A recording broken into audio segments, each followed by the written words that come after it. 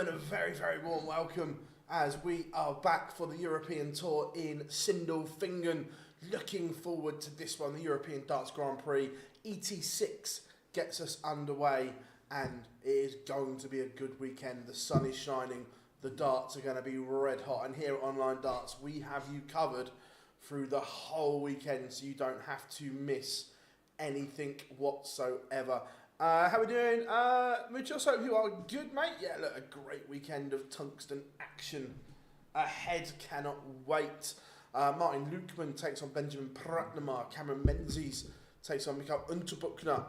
It's a good game. Then Wessel Nijman against Bradley Brooks. Good game. Gian van Veen against Nathan Rafferty. How that is an afternoon game, I'm still not quite so sure. Edhouse against Scott. Edhouse needs a win. Scott back on the European Tour. Luke Woodhouse against Johan Engstrom. Ryan Joyce, Leon Webber, and closing the afternoon, Jermaine Watamina taking on Daniel Closer. So how are we, everyone? Welcome along. Whatever you are doing today in this glorious, glorious sunshine.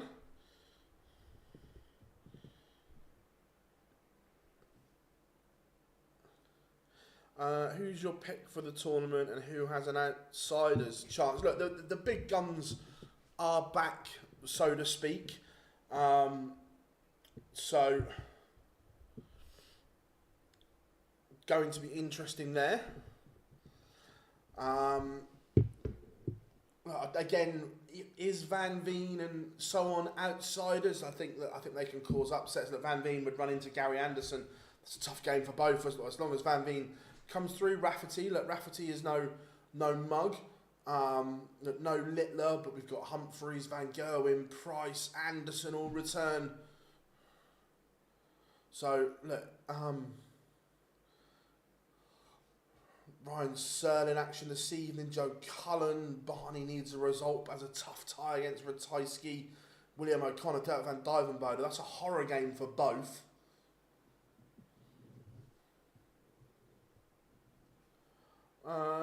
Daz, if you look, he's done that a lot recently.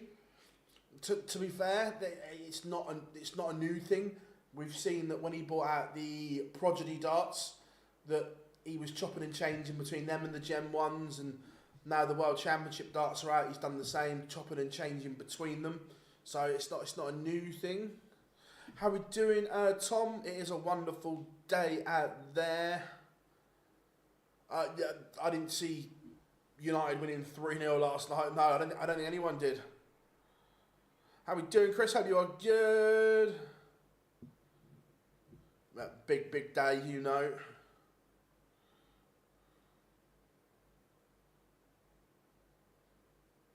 Yeah, they meet. If Van Veen wins, Chris, they meet tomorrow. Morning, Julie. Hope you are good. Thank you very much. We have you covered all weekend, so you will not miss a thing here at Online Darts. How we doing, Nico? Hope you are good, buddy. I hope everyone is good. Everyone looking forward to it. And we'll smash Martin Lukeman on the way to the stage.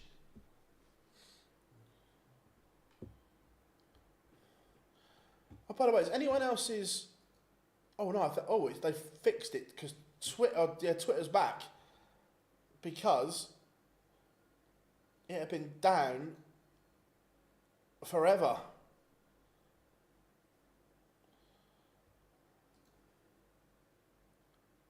When you're going to do cameo for... That's not happening.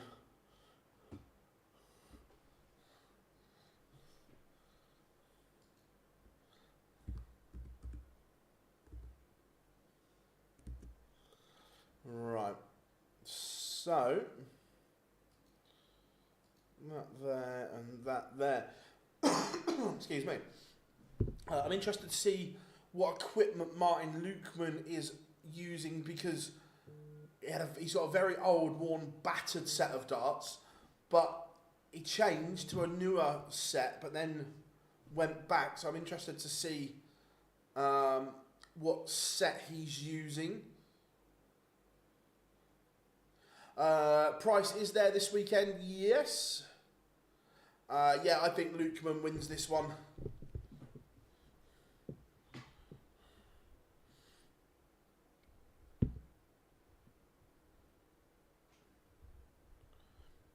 So I'm interested to see the equipment choice.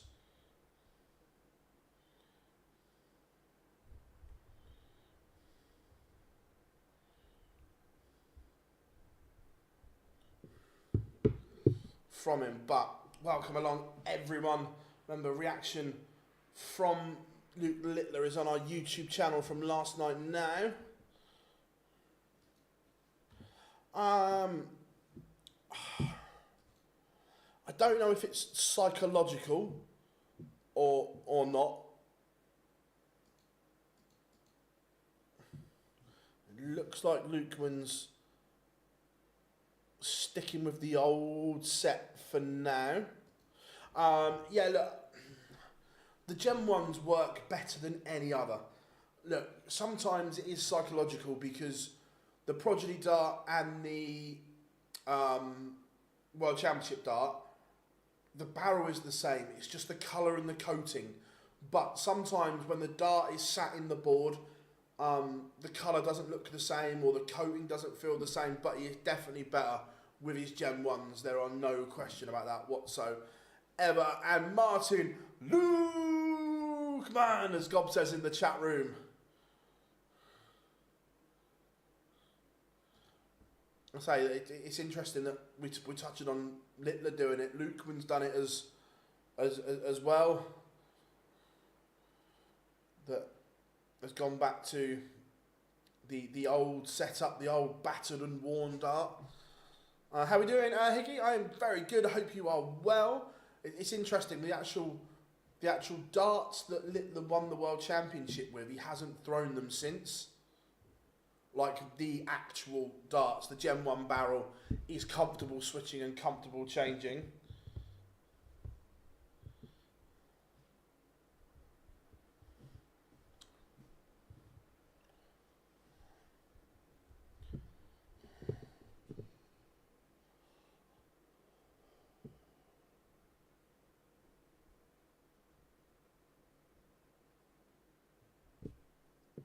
How are we doing, Maximus? Hope you are good.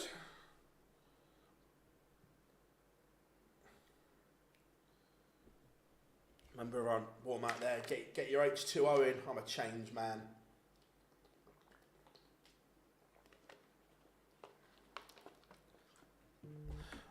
Afternoon, Ken. Good to have you in.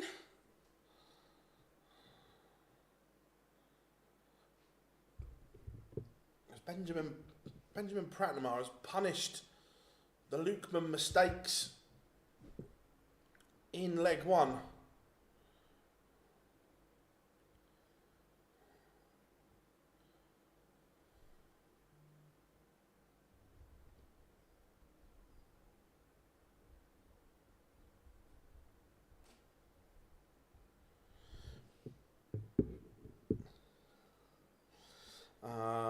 Phil's walking. I'm getting there, Chris. I've shifted a few pans, which is good. Look, still a long way to go, but I'm not in bad nick. I'm getting there.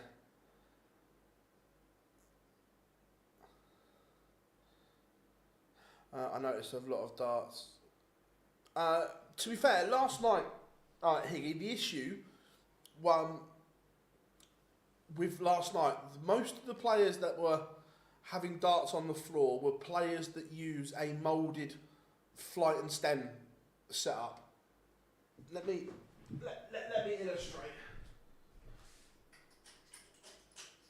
So, with a traditional flight and stem, there is give in these flights. So if you've got a dart in the board, and this one, if it hits the flight on the way in, there's enough power in the throw normally to still get it to the board. Now, with players using a moulded flight, These are hard. There are no giving them. So when the dart is in the board and this dart hits the flight on the way through, because there is no giving these, it takes all the power out of the dart, hence why they end up on the floor. So look, the moulded flight combo, look, we've seen that every manufacturer now does them, and we've seen players switch to them. There are pros and there are cons, and one of the cons is you have more darts on the floor because of deflections, because of the rigidness takes all the power out of the darts. So that's why there were a lot of darts on the floor last night, because they were hitting flights on the way through.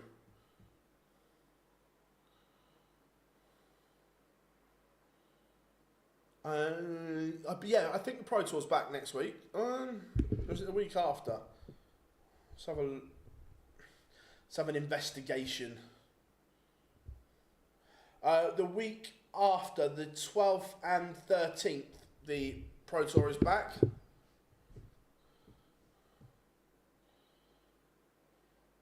Wondering when the last time all four of the last broke off. Oh, not sure, Ken.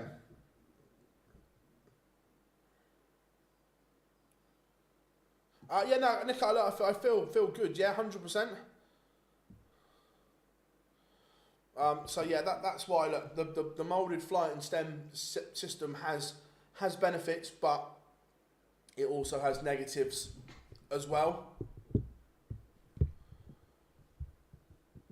I know they're very fashionable and very popular at the moment, but give me a traditional flight and stem all day long.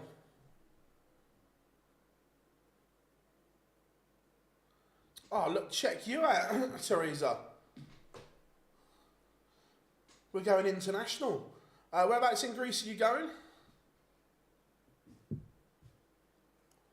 Martin Nijman has turned this tie around.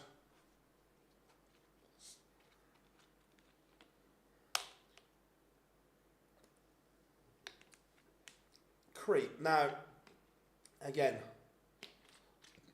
I'm showing my age. I went to Crete in do I want to say this? 2004. We did a week in Malia. Oh my word. Scenes.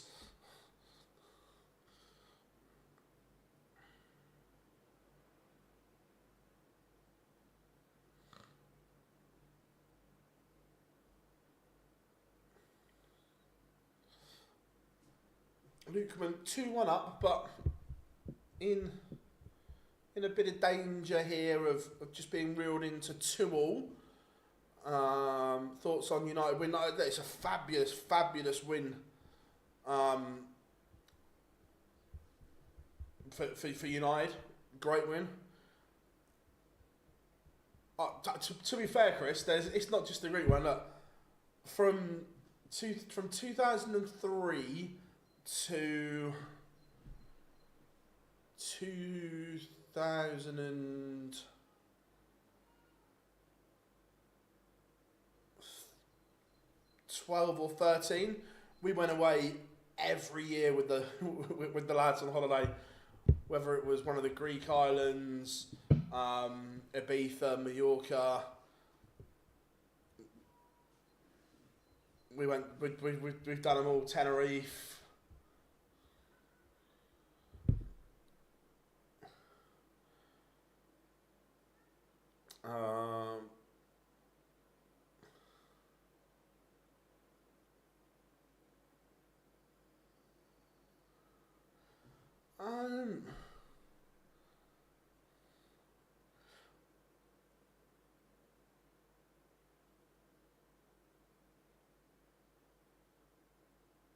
Now 3-1 again. Lukeman has punished the Platinum Armist this time. One tell you can tell us. One of the lads we went with, Jazz, and that is his real name. He's only a wee lad.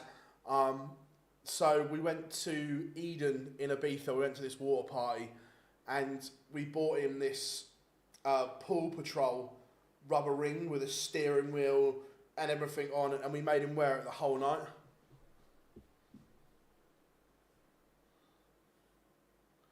I'm going to die in ginger, so... Oh, Teresa, stay safe.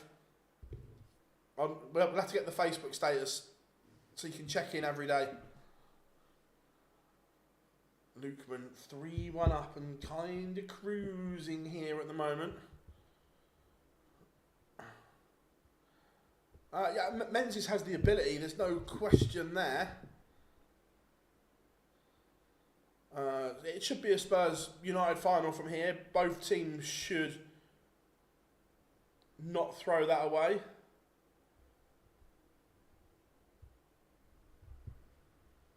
I went to Marbs. You said.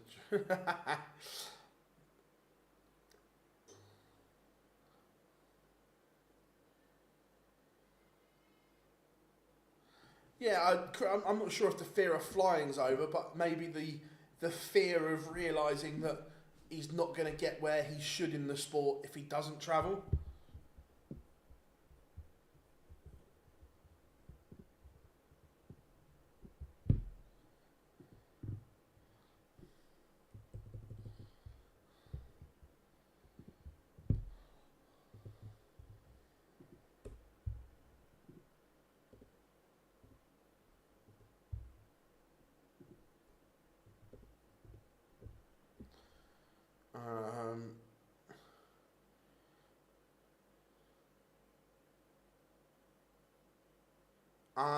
I haven't caught up properly with this week, Daz. I've only seen clips on social. Lukeman looking at tops for 4-1, and Martin Lukeman is averaging 97. This is tidy from Lukeman.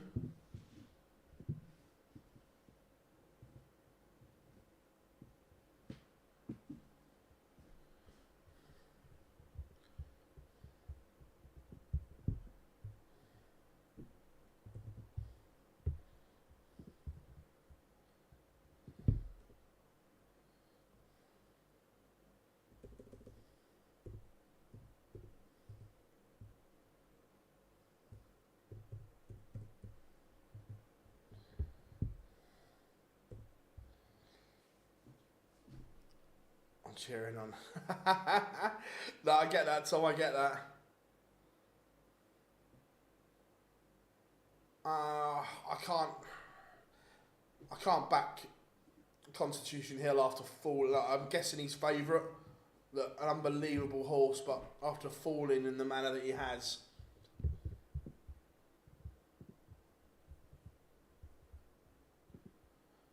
Bilbao would have done better. Yeah, like 100. Of course they would. It was a silly sending off. No need to do it. Yeah, 100%. It's a definite red card for me.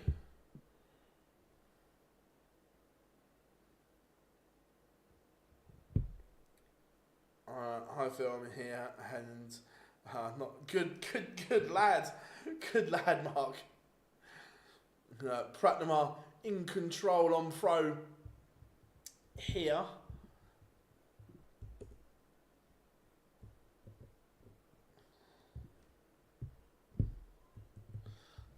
Lukeman still in complete control of the contest though.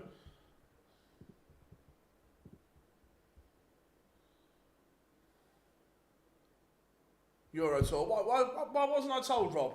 Why wasn't I told? Good to have you in, mate.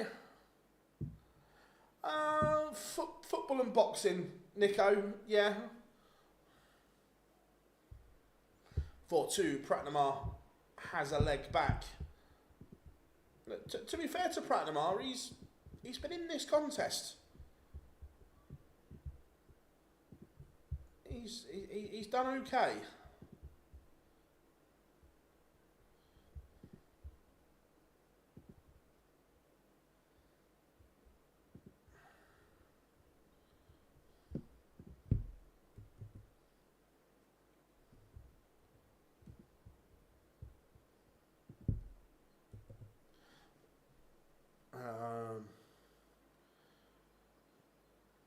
135 for Luke Winners. He is in control. The big question is if United play Spurs in the final Europa League. Yeah, it'll be different. I agree, Tom. Do you think Bruno Fernandes would get in any team in the world right now? Personally, no.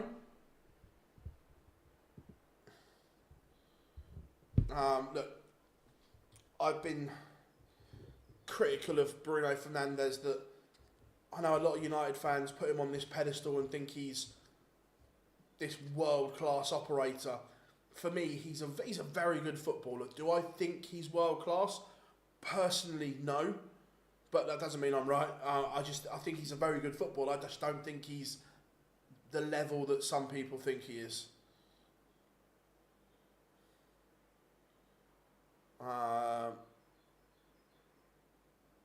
Big Ange. Hey, remember Robbie always wins something in his second season. Who you got? Usyk all day long.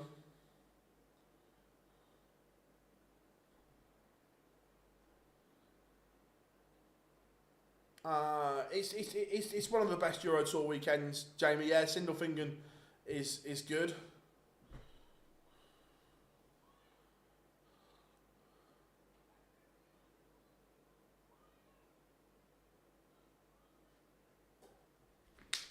Lukeman 56 to go within one.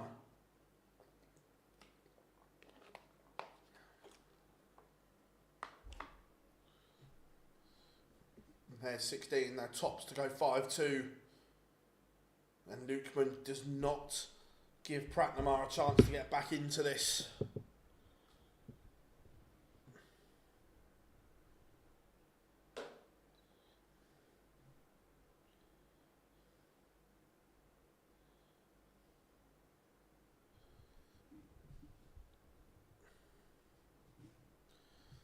Five to Lukeman leads.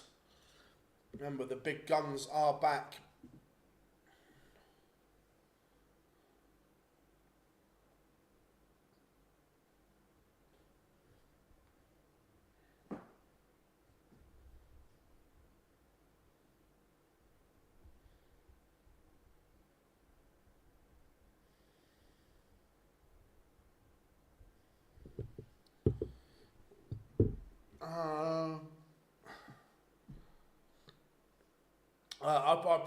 I will try and get everyone next Friday. Don't worry about that. Try and do something with Dev on the Thursday as well before the Premier League.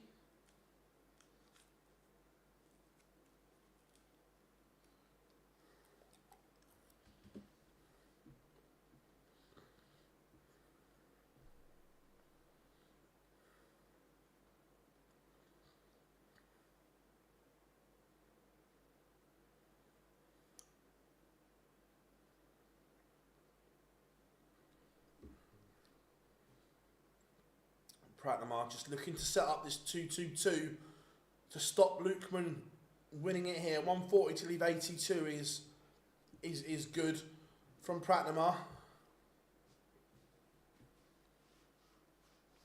No, I'm getting Duzza on the Friday as well. Already scheduled that one in between Leeds and Newcastle.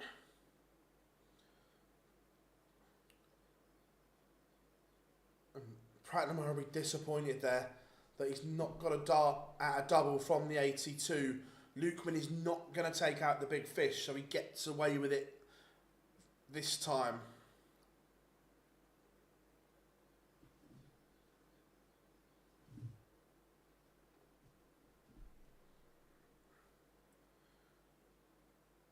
Now Pratnamar pins tops, he's back to within two. Trails Lukeman 3-5.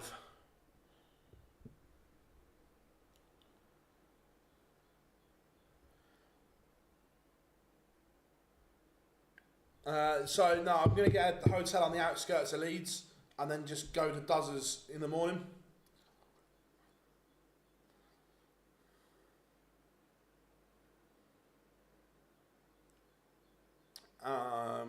Phil, do you think the booing of going price is now just because... Yeah, look, if they kind of boo him at the start of the top of the walk-on, but then it disappears. It's more like a pantomime thing.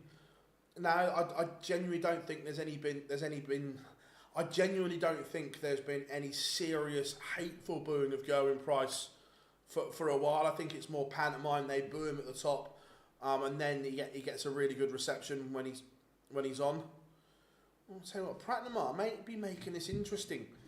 Here, he's just putting a little bit of pressure on Nijman. Nijman leaves the big fish, but Pratnamar can set up this 2-2-1 and hope he gets a go. I think given time and resources, Amrin will be a decent manager. The ECBF for transgender, I think the PDC will follow.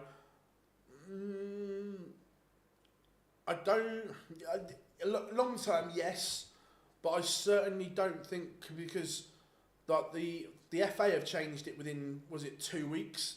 I certainly don't think the PDC will follow this year. They may change the rules for the start of next year, but I don't see it changing this year.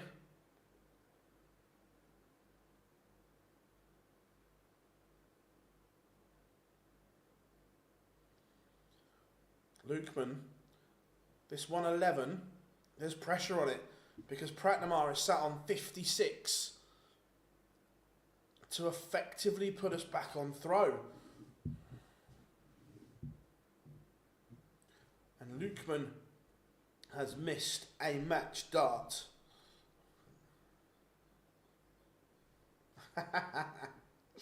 Will do, Rob, will do.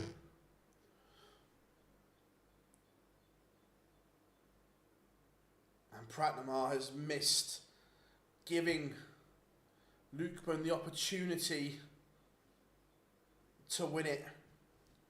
Pratnamar missed the break back opportunity to put us back on throw. And now Nijman wins it 6-3, or as God would say, Martin Nijman is a 6-3 winner. Smash is into the last 32 of ET6, the European Darts Grand Prix.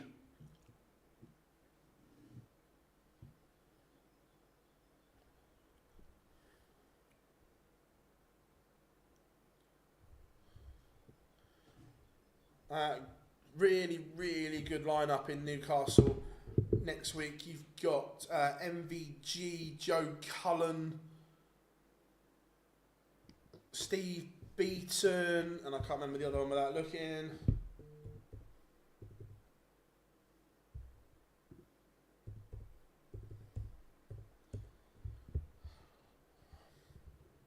Raymond, you got Barney. So yeah, MVG, Barney, Beaton and Cullen, the Newcastle Masters next Friday night.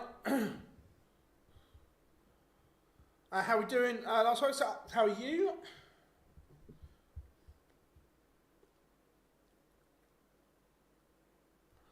I think PDC Europe.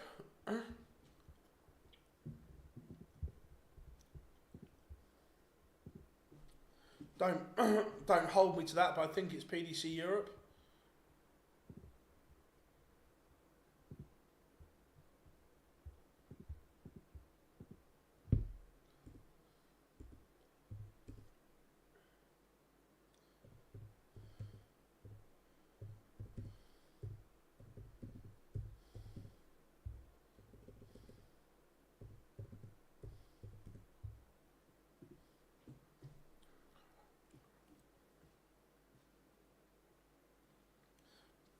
Yeah, Newcastle is sold out on Friday night. However, we are back on the tune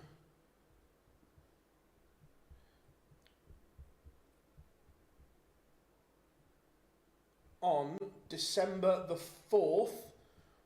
Luke Humphreys, Stephen Bunting, Johnny Clayton and Adrian Lewis. What a Christmas party that will be. If you are in the northeast, make sure you do not miss that. Newcastle Masters, 4th of December. Humphreys, Bunting, Lewis and Clayton.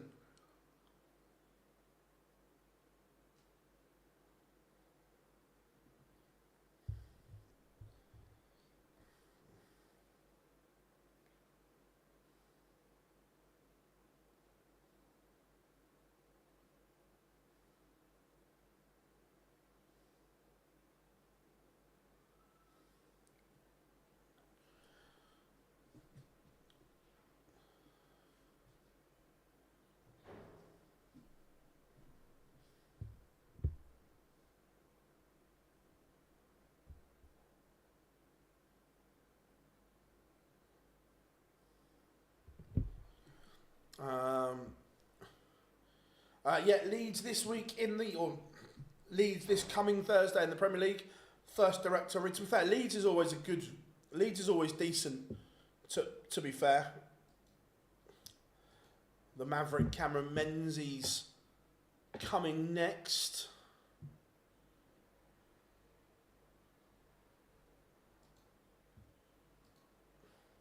And Menzies has won the ball. Does anyone know why Luke Humphreys? I don't know, Nico. I don't get it. Luke is one of the nicest people around. Rob, the honest answer is I don't know, mate. I don't have anything to do with the inner running of the seniors, so I've not got a clue.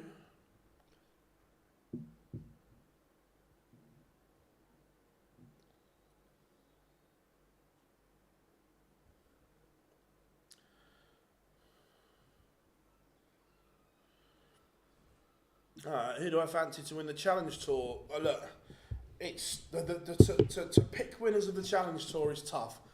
I hope and I expect John O'Shea to have a good weekend. The Joker playing some really, really good stuff. I haven't looked at the entries. Has Bo entered the Challenge Tour? I must admit, I've not looked at the entries.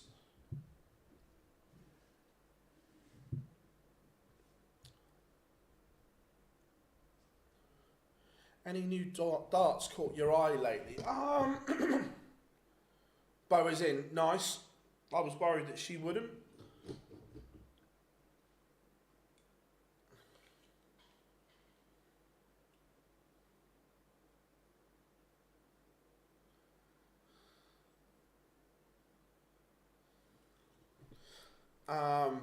Any new darts caught my eye recently? I'm not really a great looker at darts. I'm kind of experimenting with the Winmore Paradigms. Paradigms. I really like them. Or the Winmore or Red Dragon.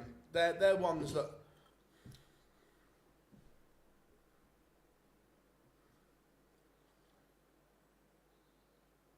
The Joker has got new target darts. They are very nice.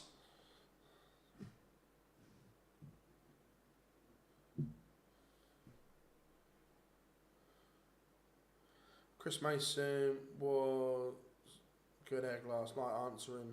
Oh, look, Mason is one of the best broadcasters in the world, so that doesn't surprise me. I think he was on with Mark Wilson on TalkSport last night, was it?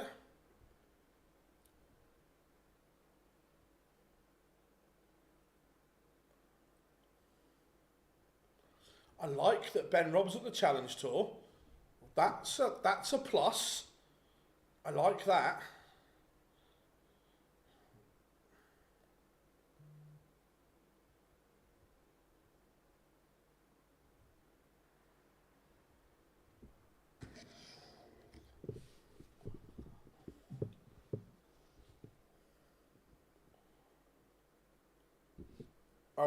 So what's into Buckner's music? Is it horrific?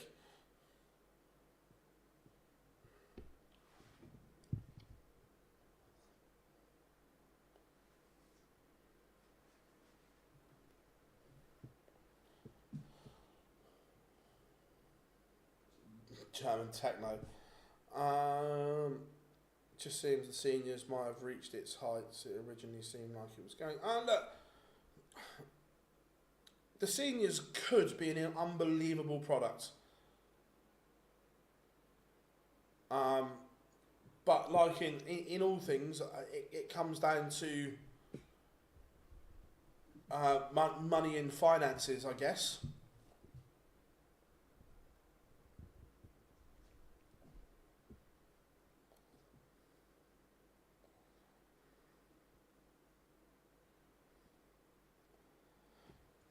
How many legs do we think Unter Buchner wins?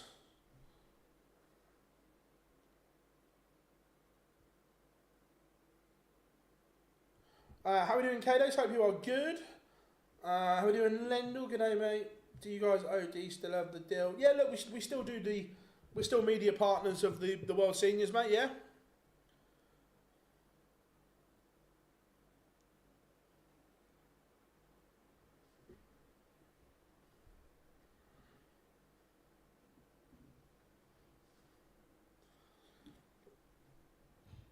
How we doing? Kev, good to have you in. Until Buckner wins 3 legs. Interesting.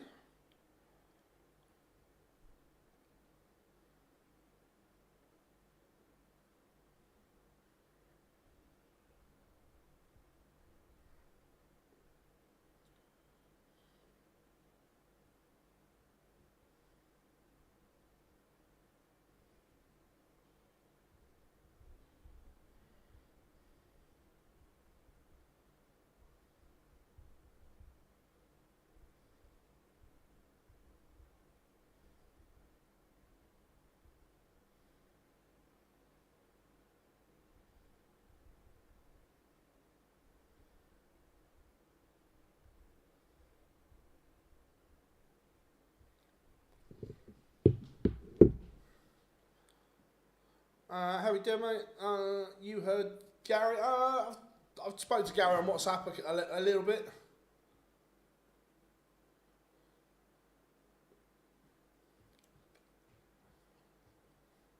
And we are underway. Get your score predictions in then, folks. Menzies against Buckner.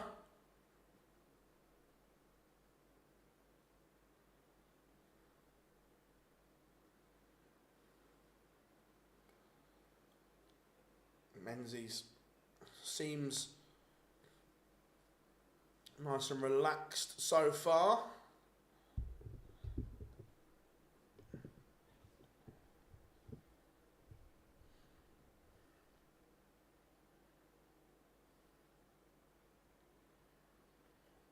And to Buckner to win 6-5, interesting.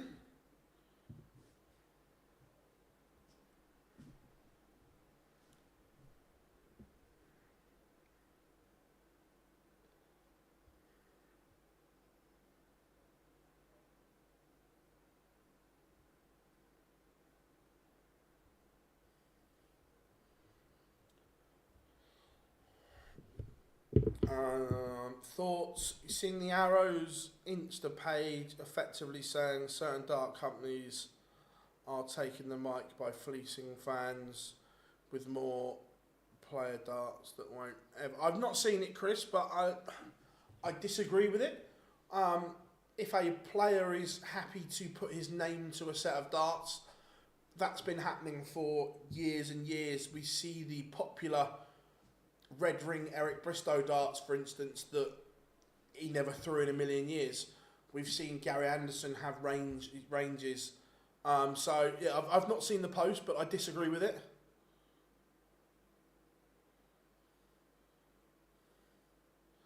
Yeah, it was interesting watching the darts at home.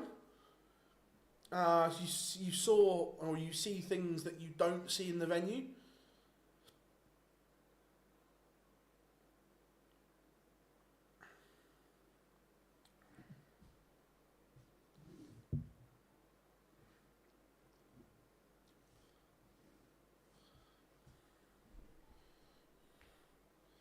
Menzies has had a bit of a trim, looking fresh with the old Barnet cut.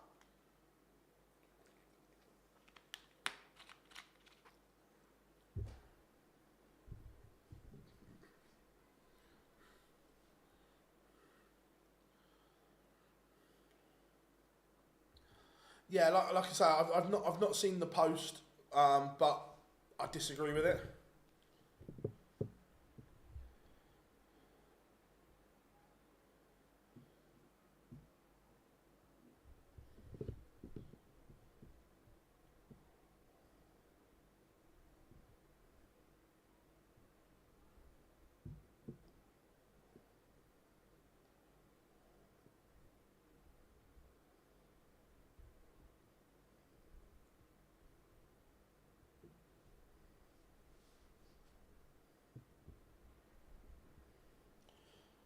Into Buckner has levelled things up.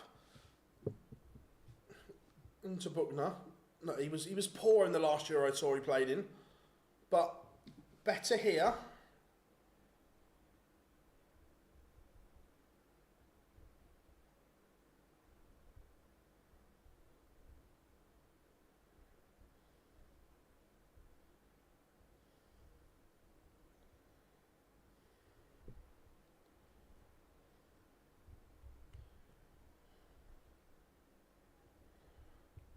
Menzies is in a game here, and to Buckner making life difficult.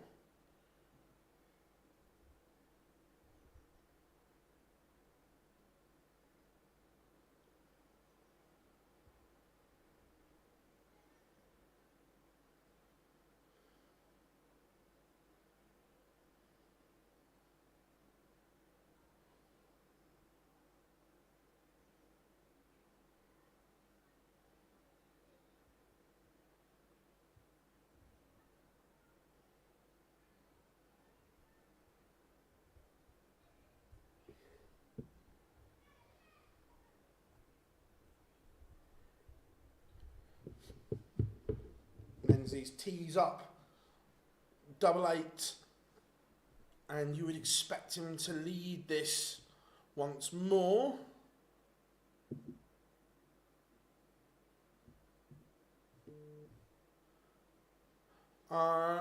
Maybe if you haven't used it, maybe, yeah, I agree.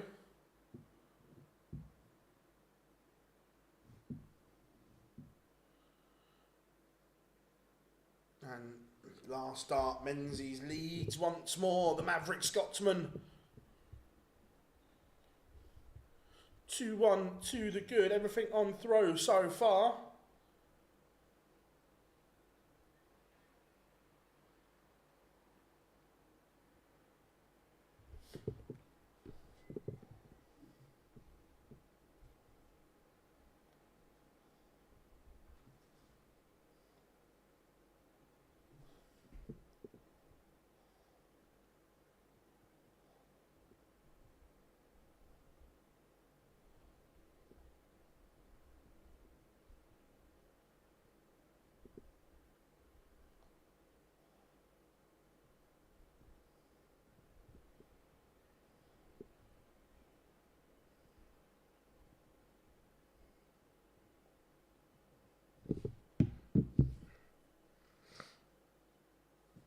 Does anyone know what happened to Yanni Harvisto? I don't, but there's a right name from the past. The super Finn, Yanni Harvisto, yeah.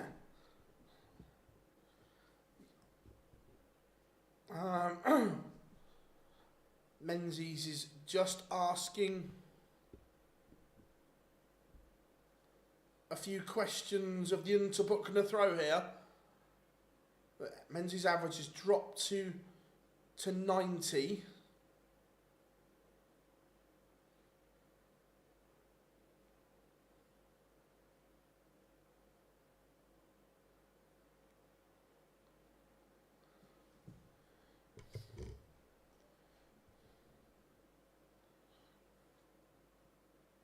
Could do with a treble here, Menzies, and finds one. He is going to get a good opportunity here.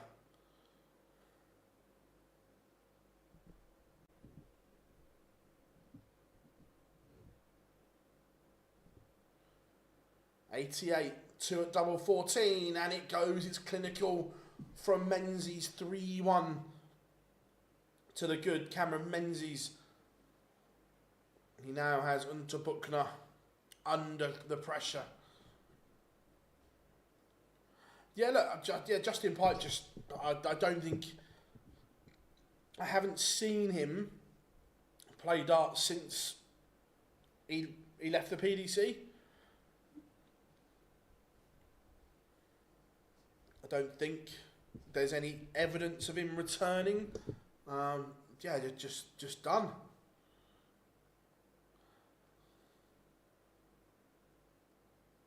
I wasn't there. I watched it from home last night. We sent Jar last night to the Premier League. Watching it from home, it was interesting. You get a different perspective of it. You can pick different holes in it that perhaps you don't see from the venue, which was interesting.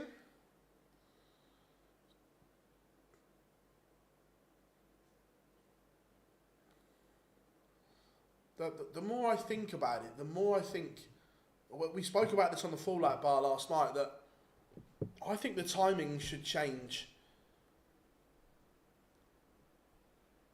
I think we live in a world now where coming off air at 10 makes more sense in terms of eyes on the product. It was a late finish last night, which didn't help. Birmingham, so Jar lives 15-20 minutes from the venue. Again, Menzies finishing in the last couple of legs has gone up a notch. It's clinical from Cammy.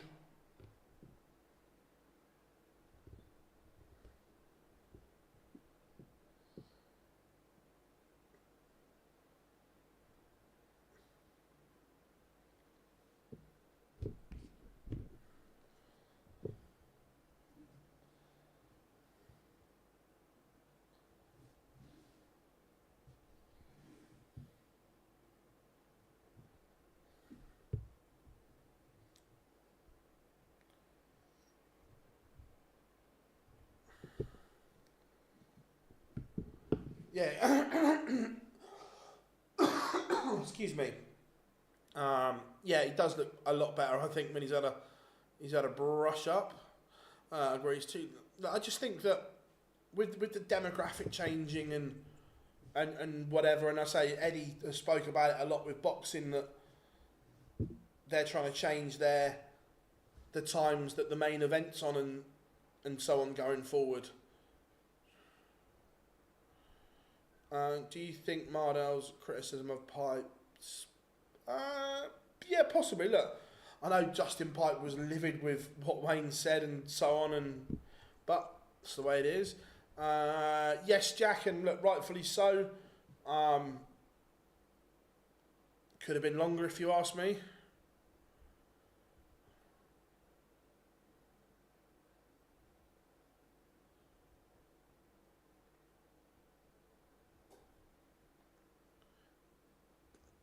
Needs a recovery treble here into Buckner. Otherwise, Menzies coming back for 25. 9 for double 8 and a 5-1 lead. Ooh, little miss from Menzies. Lifeline for Unter Buckner. Yeah, effectively it is, I agree, but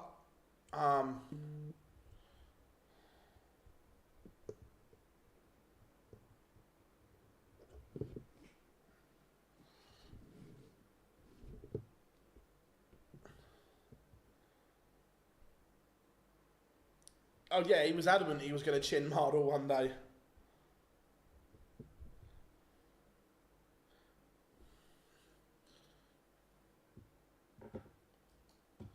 It is 4-2. Unter Buckner punishes the Menzies miss.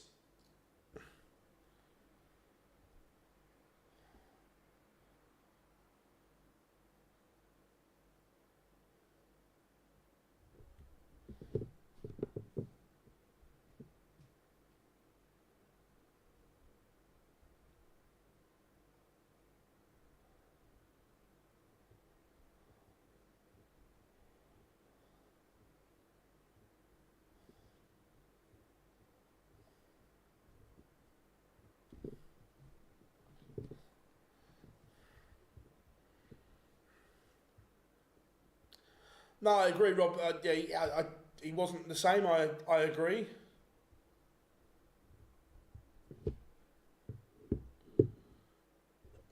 No worries, Kev. No worries. Football ways feels. Yeah, look, it was. Again, I go back to the point that we made the other day, that if Arsenal are trophyless and finish second in the Premier League, we win the Europa League, are in the Champions League, we've got silverware and they haven't.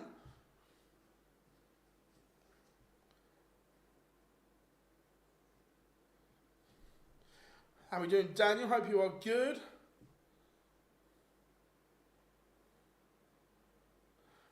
Well, that's good as well.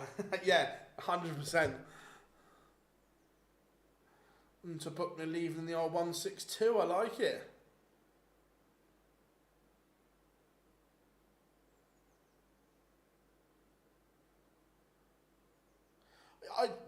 It's the same principle though, Jack. I think if you end up trophyless and Newcastle win a trophy, they've had the better season.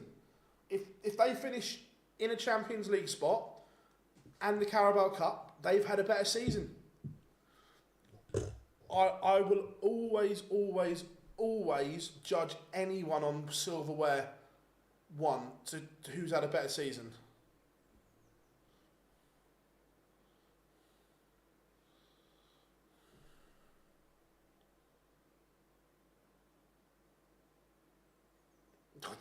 Jack, the Europa League is not big. No club wants to be in the Europa League.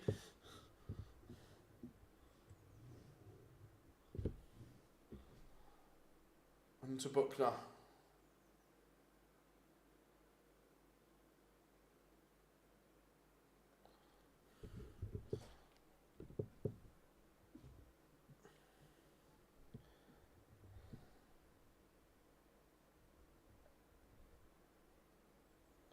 Yeah, I don't think Ange will be there next year, even if he wins.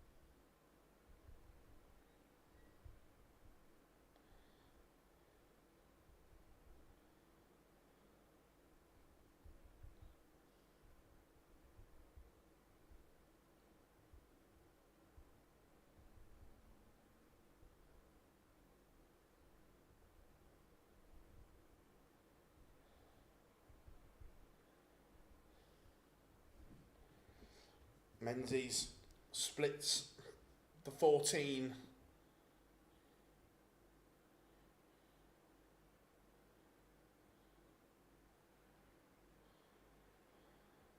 Menzies is just making a bit of a mess of this.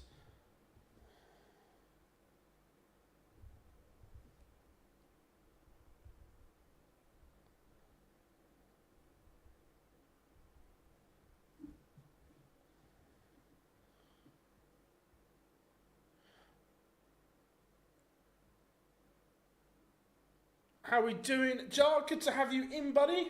Well done last night, mate.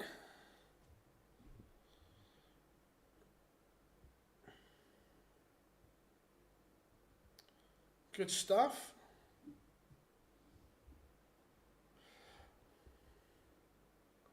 And Menzies does win it into Buckner. Did not take his chances, missing big numbers, spraying them all over the place. And Menzies is a 6-2 winner.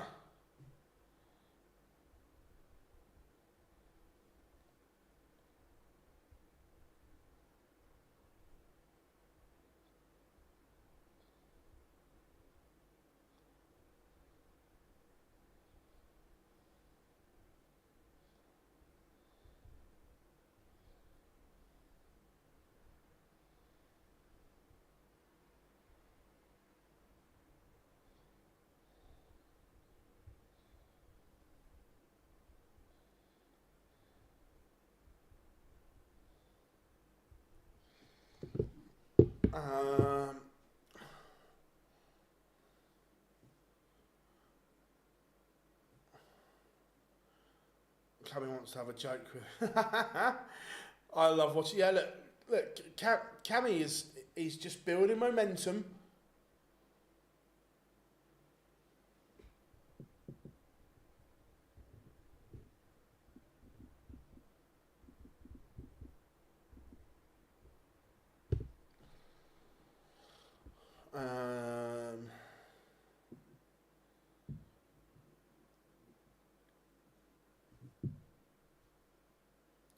Really, Jar? Was I missed?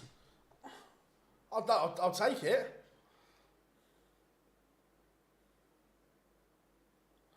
Afternoon, Rob. Hope you are good. Look, the artificial surface will be difficult. I agree, but if you can't see the game off, then you don't deserve to be there.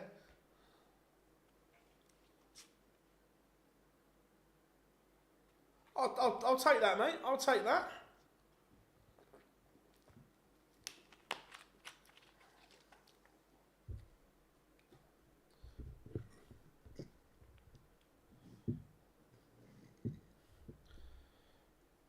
To be fair, I did get a nice message from someone that was there that just said, "Miss you."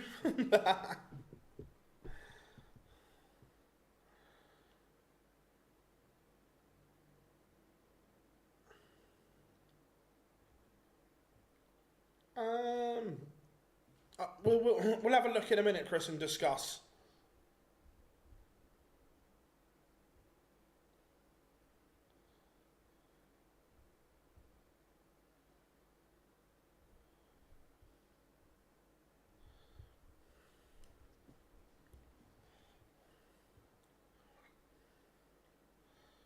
But it's good from Menzies. He is safely through. Coming up next, Wessel Nijman against Nathan Rafferty. And Rafferty has won the ball.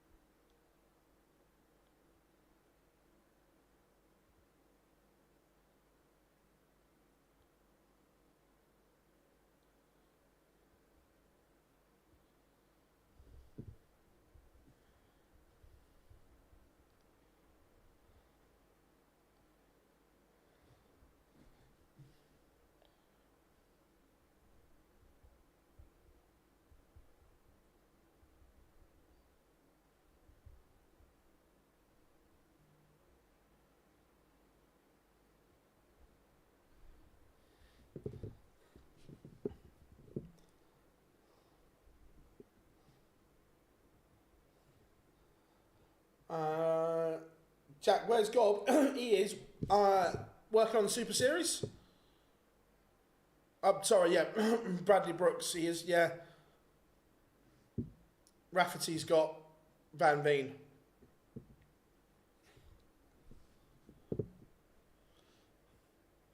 So, player back to get back underway.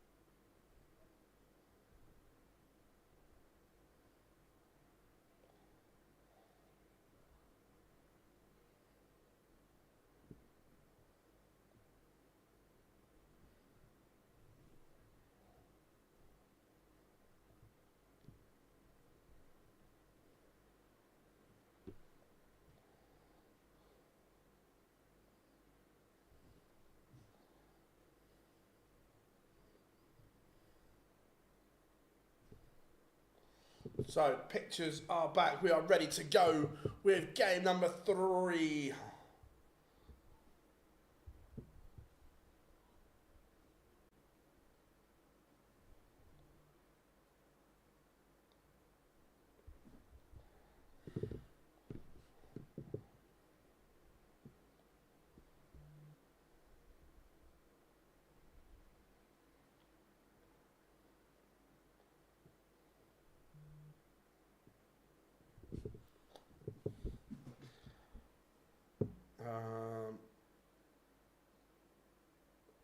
No, not.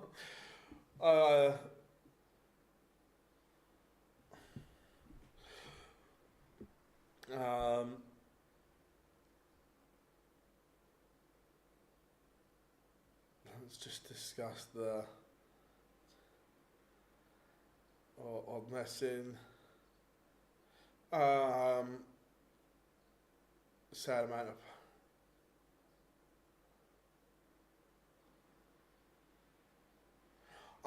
Gob's not refereeing, but he doesn't just referee. He works on the production now as well, Jack. So he's working behind you. He's behind the scenes. Oh, 100%, Marcus. Look, it's not full yet, but for a Friday afternoon, that is a very, very good crowd.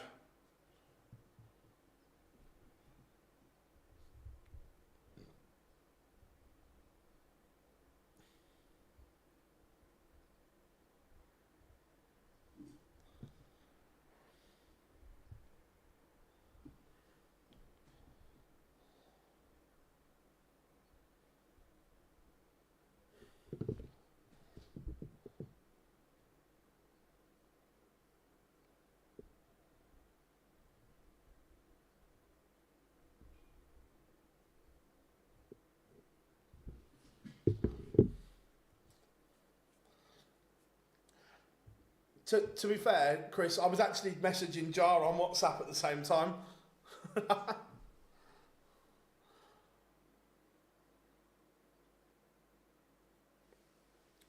um,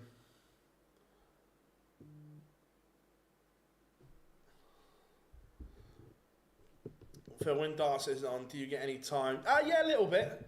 Look, I like last night. I just chilled at home and watched the darts and the football and so on. It was good.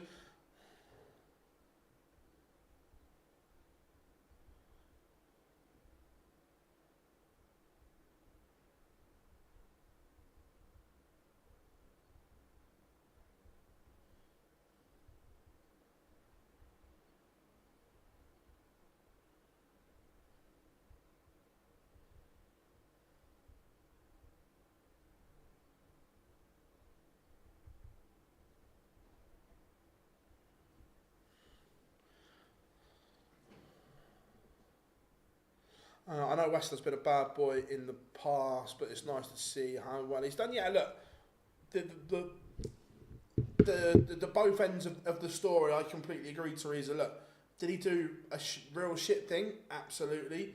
But the rehabilitation and the way he has rebuilt it is superb as well.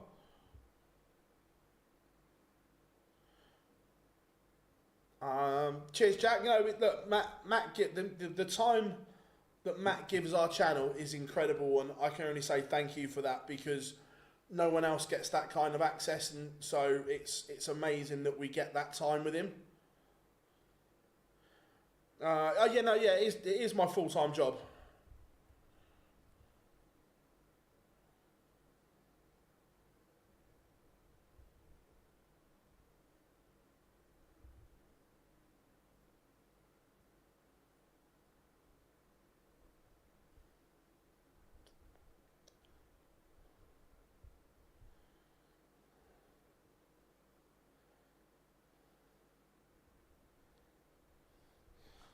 But we are underway, and Wessel is just asking a few questions of Brooks here.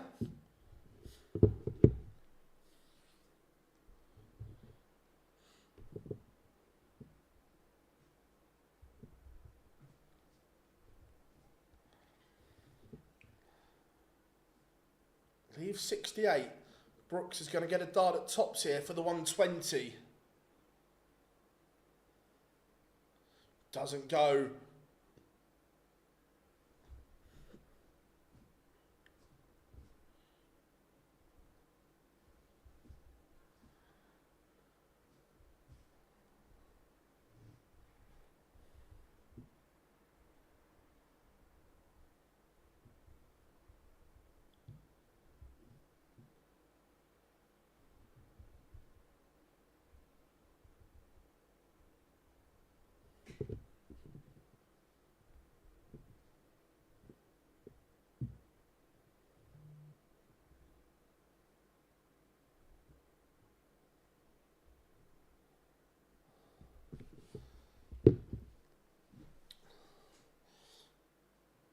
Again, Nijman making all the running here. He's averaging over 106. This is super stuff from Wessel.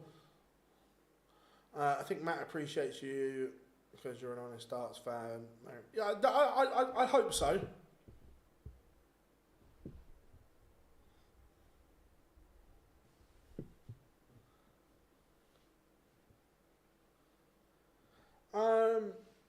Yeah, look, I think that the punishments have been harsh and rightfully so.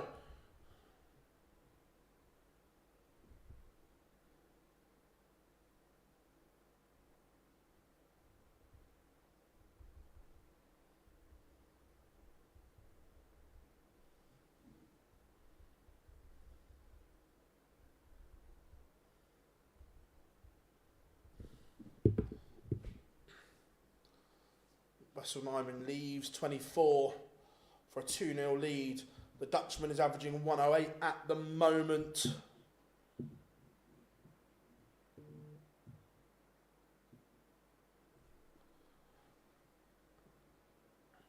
What do you think of MVG declining the World Cup? Look, it's a non-ranked event, so it's entirely the players' prerogative. Would the World Cup be better with Michael in it? Absolutely, but if you don't want to play in it, then so be it. It was like Vincent said, the decision. This wasn't a knee-jerk reaction. Vincent said on his podcast that this decision was made in December last year. So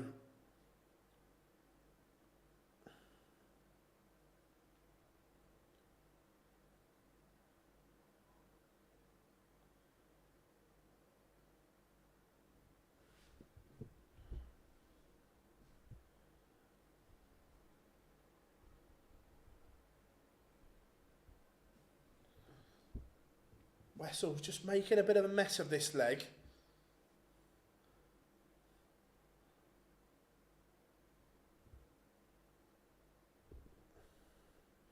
This would be a right steal for Bradley Brooks.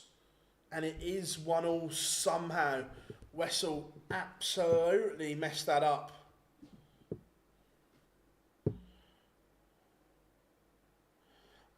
Jack, you couldn't be further wrong with that statement, my friend. Couldn't be further wrong.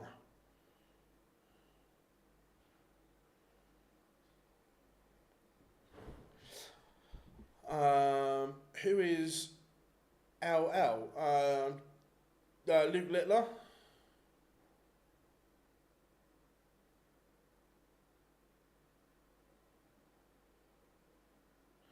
No, I don't work for Tungsten Tales, but obviously the Littler interview is a media press conference.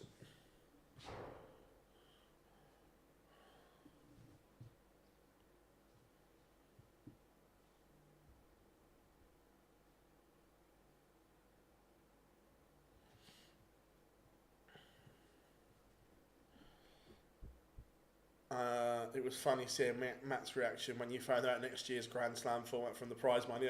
Yeah, that was quite funny, wasn't it? But it's there in black and white. You could work it out from the prize money structure.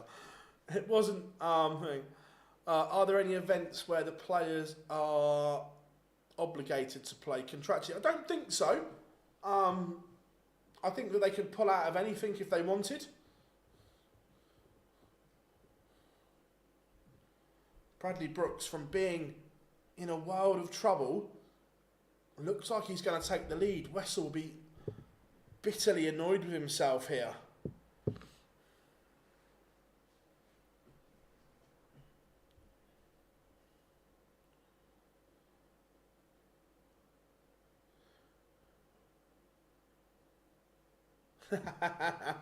He likes our little magical, mythical committee as well, didn't he?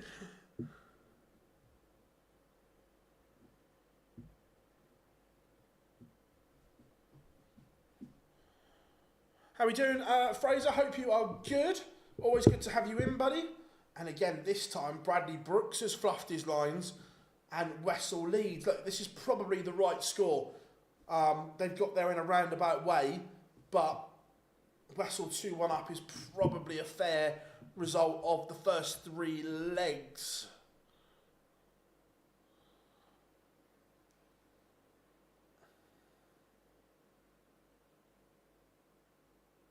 Jack, it's not that bit, it's your other comment.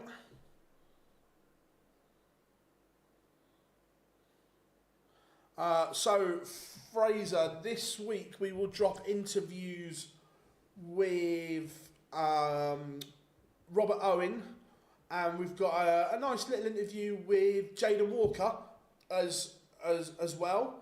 And then it's a busy week ahead this week as well. Plenty of content being gathered this week.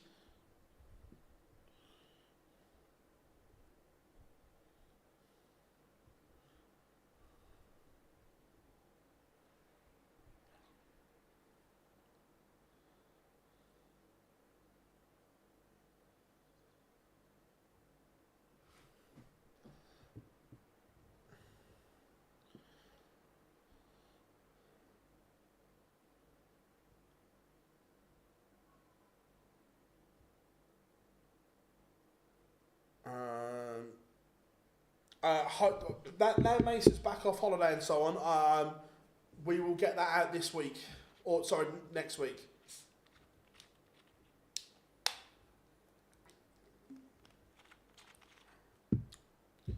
But Wessel should be going 3-1 up here.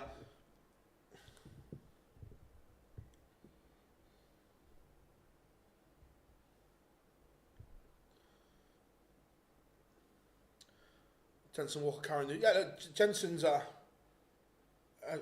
cracking player.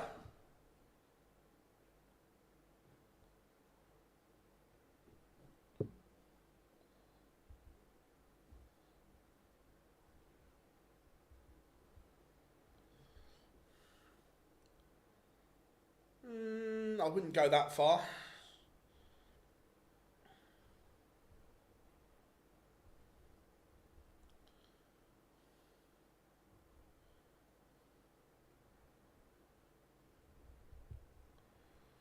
Again, both players just missing doubles.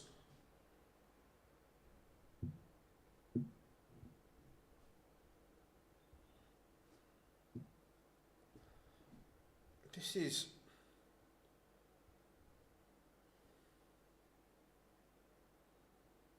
is captivating. It's going to be 2-2. You would expect Bradley Brooks to hit this when he's missed as well.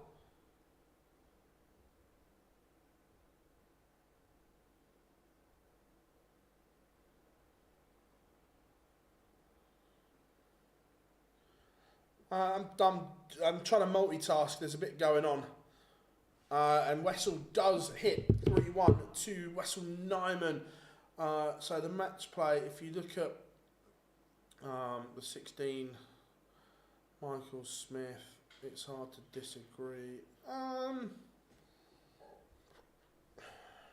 Is it?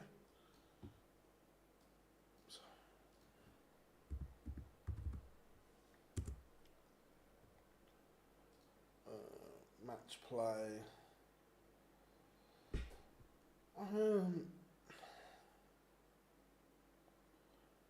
It's decent, but it's decent without being spectacular. That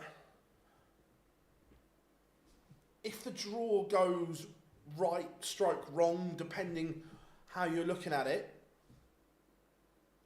I don't see many upsets and depending on how the draw goes is what I mean. But there's work to be done.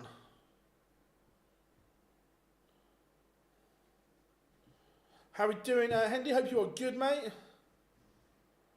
World Cup pairs next week on MODUS should be a laugh. Yeah.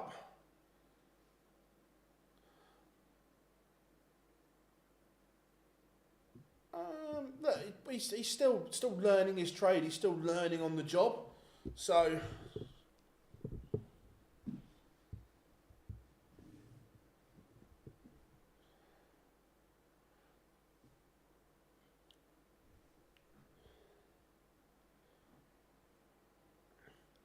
the problem is, Chris, I don't see them beating. For them to win against the seeds, the draw has to be kind.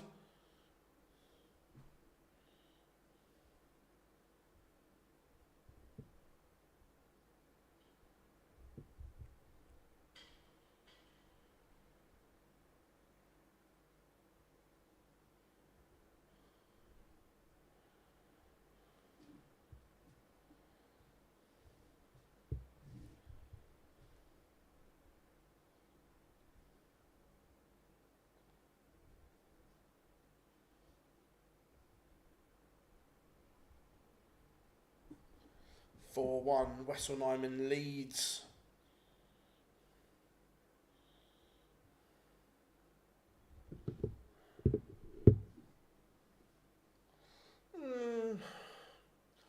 On the floor, look, Martin Schindler, this is just my opinion, that Schindler, Menzies, Searle, Ross Smith recently, Nijman, De Decker, other than the World Grand Prix, Dirk, Gurney, Watamina, Joyce, Gilding, Pietretscu, Barney and Woodhouse all have something to prove on TV.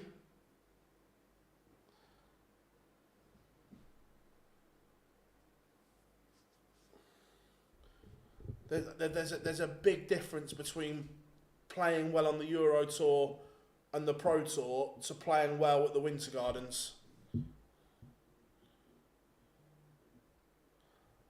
Afternoon, Jack. Hope you are good.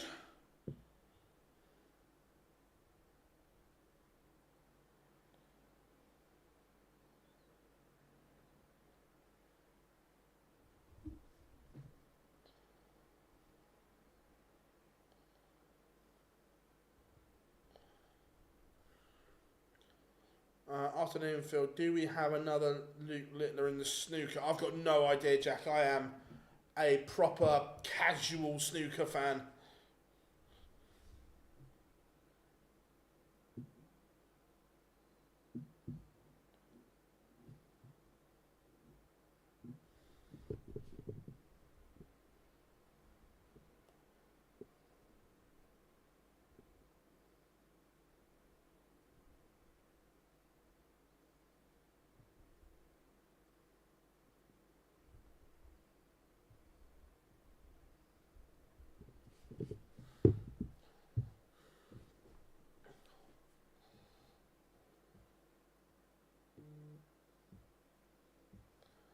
Phil, have you ever had any player?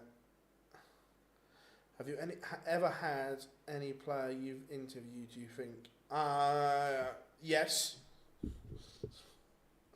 Wessel 5-1 up now.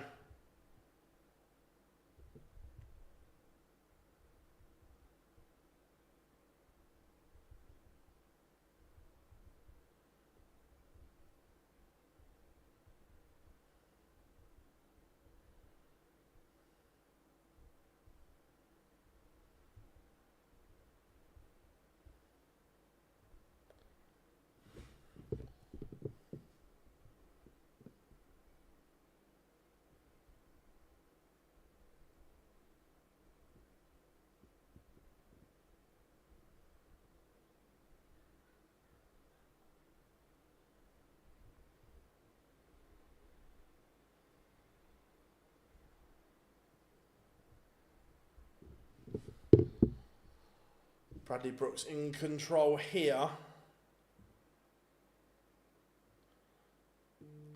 No, I'm not going to spill the beans. I'll keep that to myself. But definitely, and to be fair, some of them probably not people that you'd think.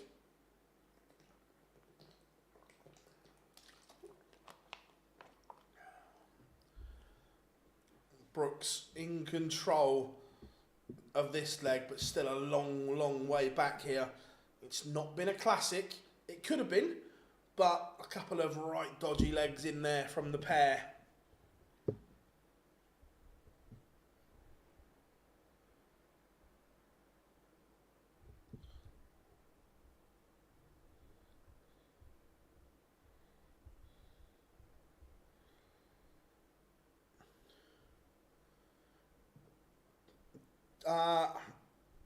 Yeah, I had a little wager.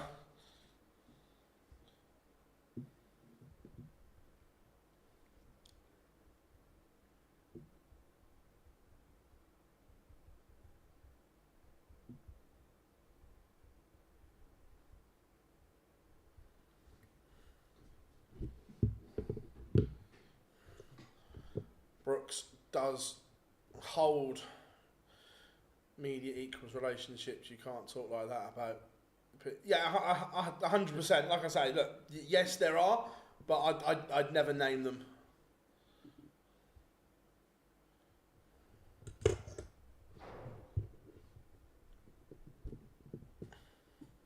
but Wessel dominating.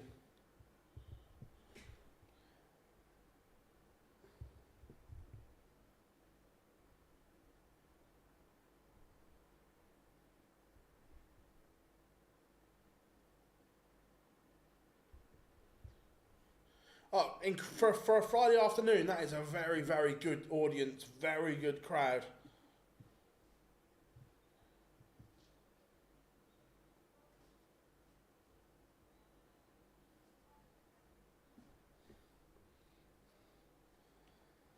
And Nijman's going to get 2 darts at double 16 to win it. And win it, he does. 6-2 to Wessel.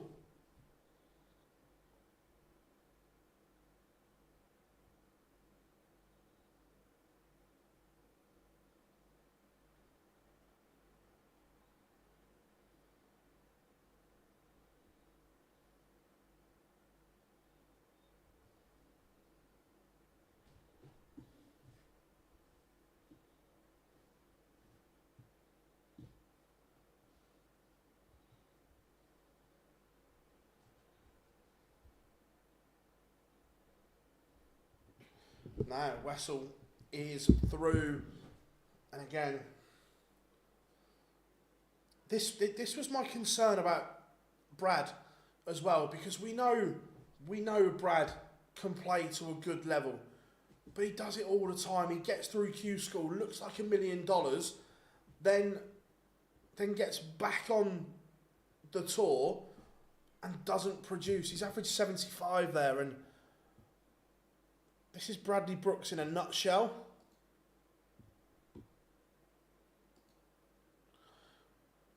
Coming up next, again, this should be good. Jan van Veen against Nathan Rafferty.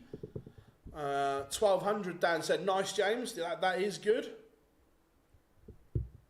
For a Friday afternoon, that is good.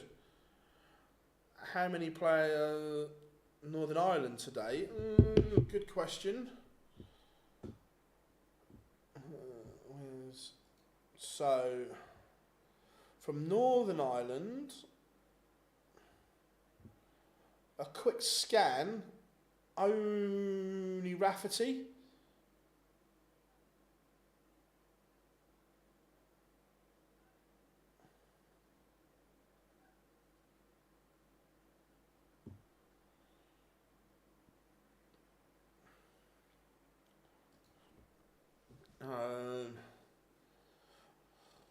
Who would you say in the top 16? Realistic person. I'm not sure to. I'll have a think. Brooks is similar to Killington, gets his card but can't keep it. Yeah, look, there's a few that are in that situation that.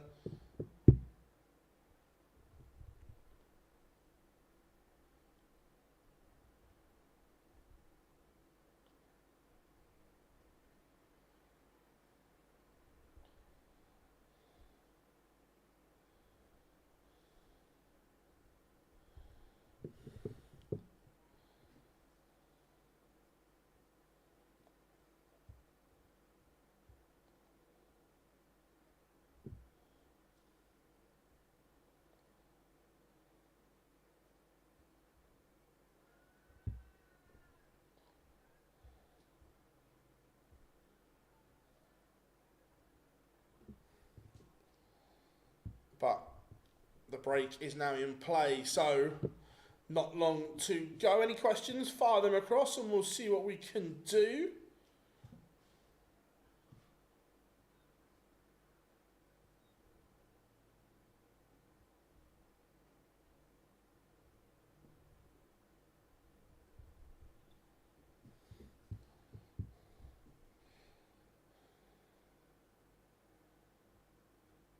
It's mad how darts has its yo-yo players. Yeah, I agree. Willie Bonny still plays on the Pro Tour. He just hasn't qualified for any of these.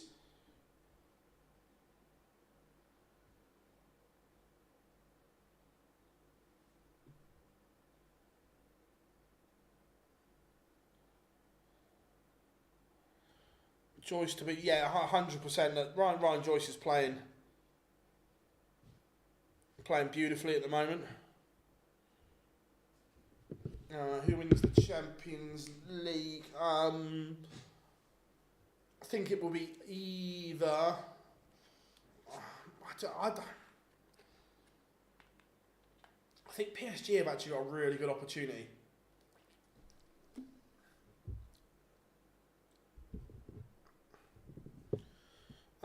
He can save his card, but he's still got a lot to do, like a proper lot.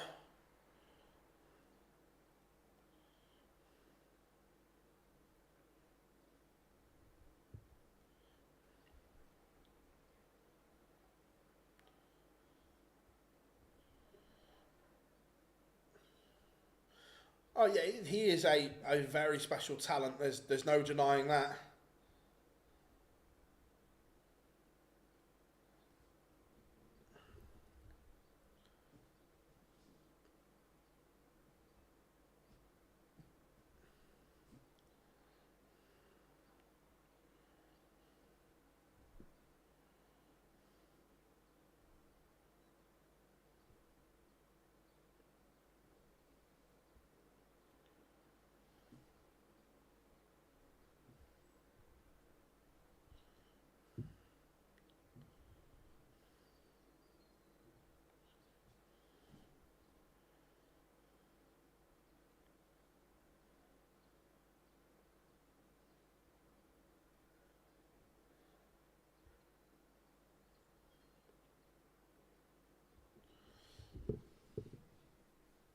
Right, we've got about 20 seconds to go, everyone, till pictures return.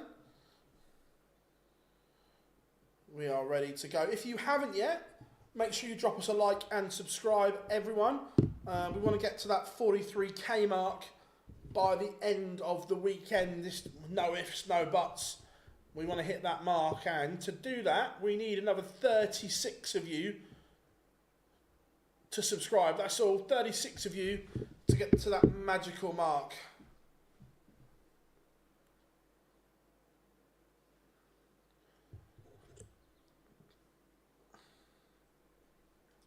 Pictures are back, so we're getting ready.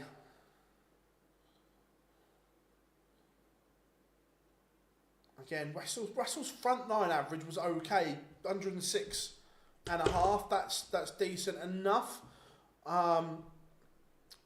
But the doubling was woeful at times. Unfortunately, Kev, no.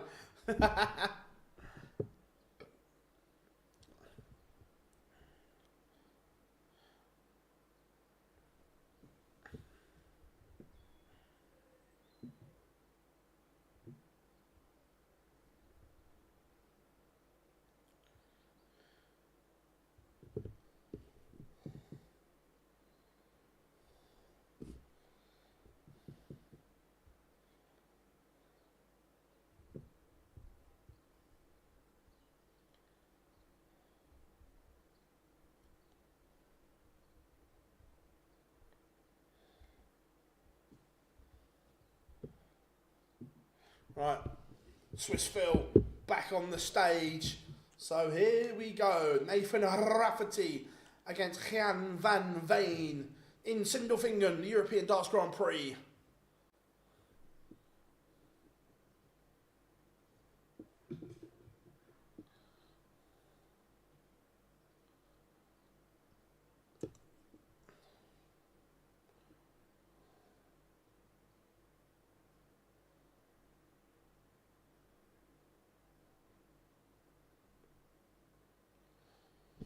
To be fair, I genuinely think Newcastle are only 3 or 4 players away from challenging for the title.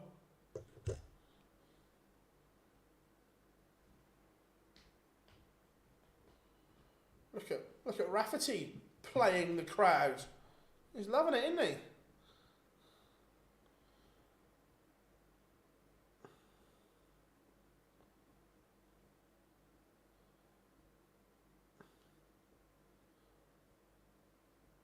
So you look like rapid Ricky Evans. I'll take that. Look, I do need a shave, to be fair.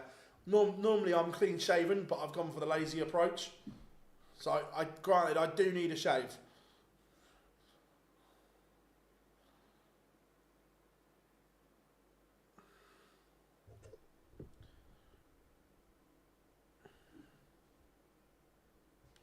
Here comes Jan van Veen. I do like Jan.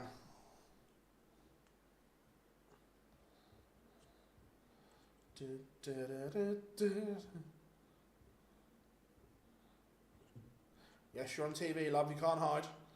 So, Van Veen against Rafferty. What are we... Score predictions then, everyone. What are we saying?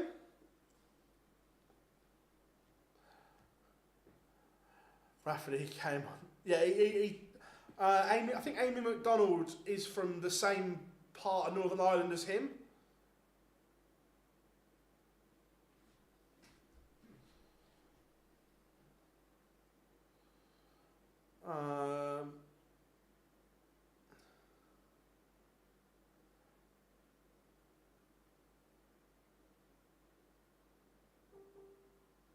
To be fair, we are going to Twitch at the moment, Marcus.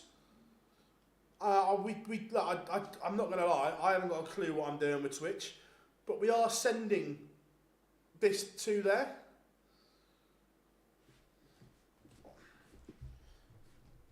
So, Van Veen getting us underway.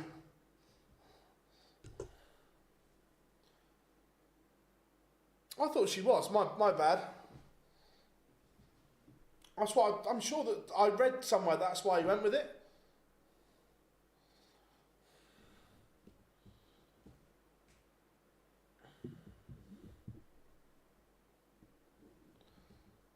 But we are underway. Van Veen has the darts.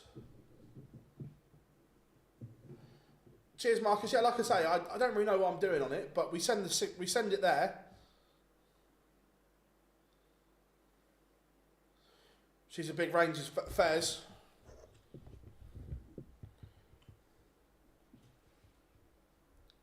Van Veen.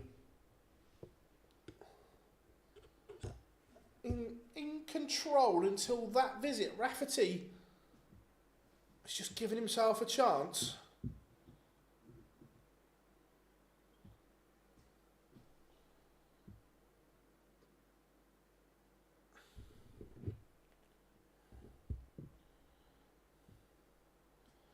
But Van Veen is going to get a dart at this 104.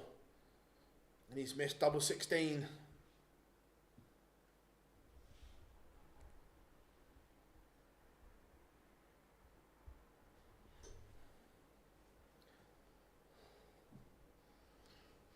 Rafferty misses the ball, so Van Veen coming back to hold and does. Last dart in hand. Rafferty would have just been thinking, oh, I'm going to get a chance here.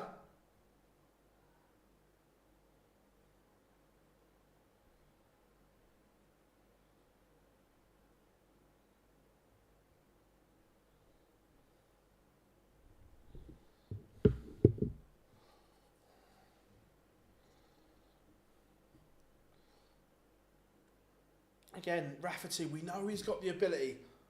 We just want him to kick on again. We said it earlier, one of these yo-yo players that wins his card, loses his card. You just want him to find that next level and keeping the card.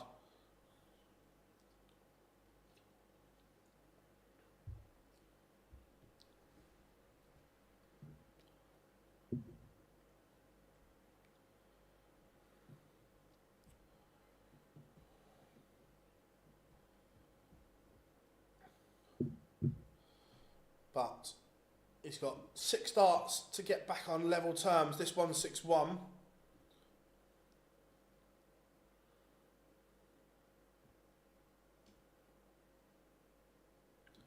Yeah, agree, mate, that there are so many players like it, and just want to see more from some of them.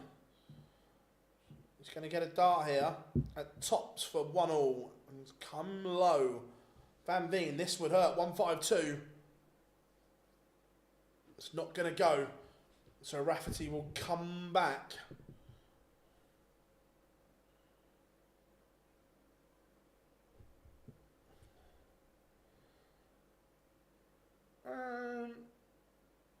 Darrell and Rock are both seeded, so they come in tomorrow.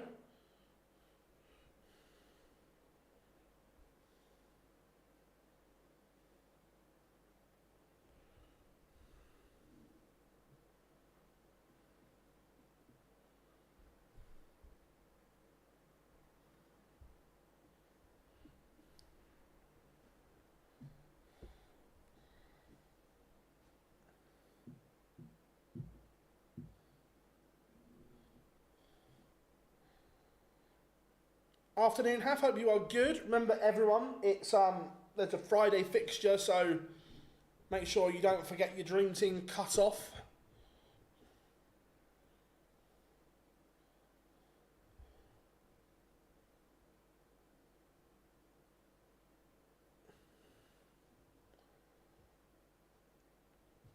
Again, both of them, not much between them. Rafferty averaging more than Van Veen at the moment.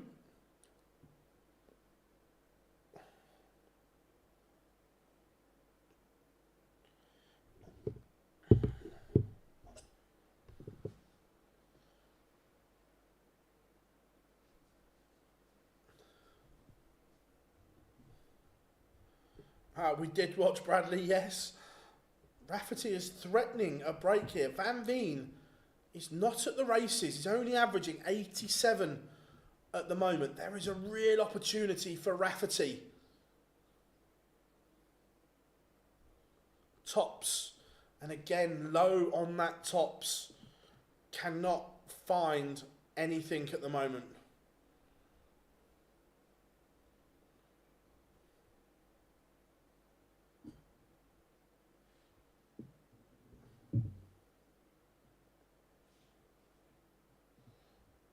Three darts in hand to break Van Veen for a RAF. As Darrell would have been seeded.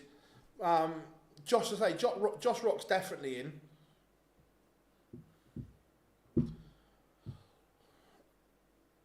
Gervin Coates, Quinn Thomas, Walker Everts, King.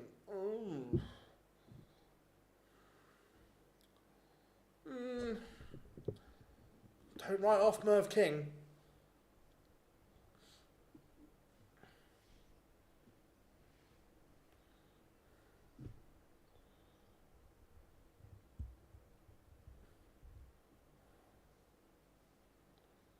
Rafferty good on double 10. He's having to be.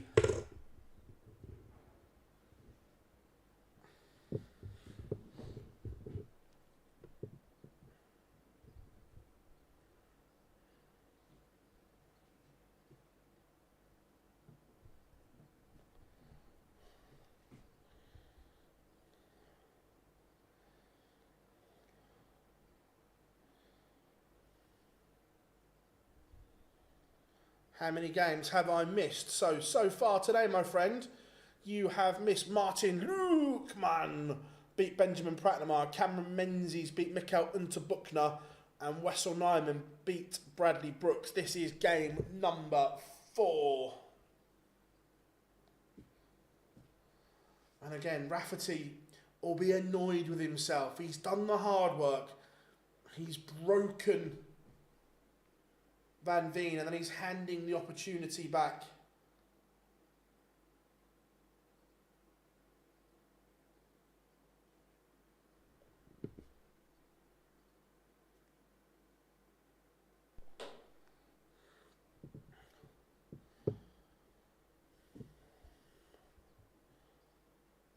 So Van Veen looking at double 16.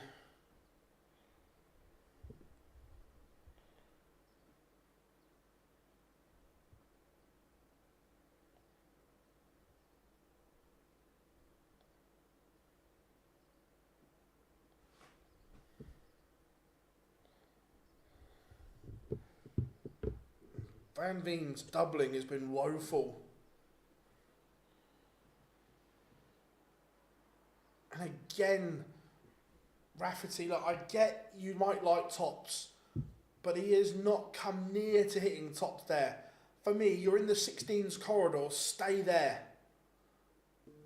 Again, I just question the board management a little bit there from Rafferty, that you can't keep going to something that you're missing.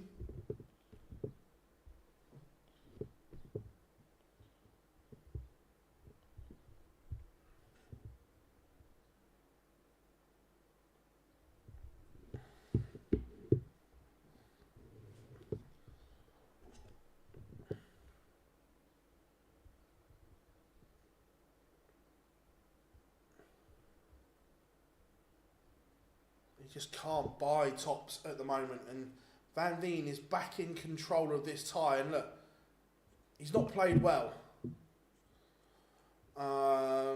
Edhouse, Scott next game, 2 players out for, yeah, maybe, look, I still think we'll get something. I think Scott's played okay, not amazing. I'll be interested to see what equipment he's using, whether they've mastered the new dart yet for him, or he's sticking with the old one. Like the new Stephen Bunting 95k darts. From what I've seen of them, they look a lovely dart. I've not thrown one, but they look very nice.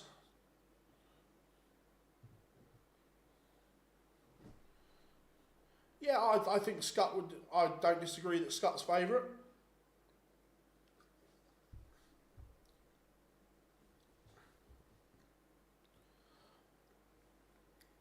Oh, not this. Who wins 100 men or 1 gorilla? 100 men.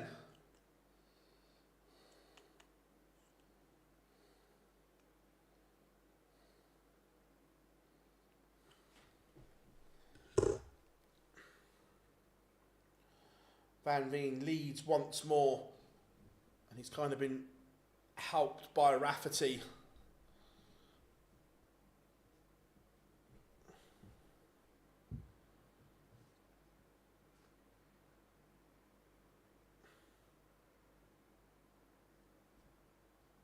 Well, that's my point. If you've got 100 Boris Kirchmars, I'm going for that. You didn't state what the men were like.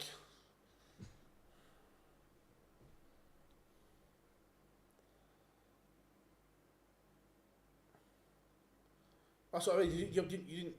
No one stated what the condition of these men were like. I'm going off 100 Boris Kirchmars. Daniel, this is very scrappy indeed. Yeah, Damon Heta plays tomorrow. How fast is it? I've not got a clue.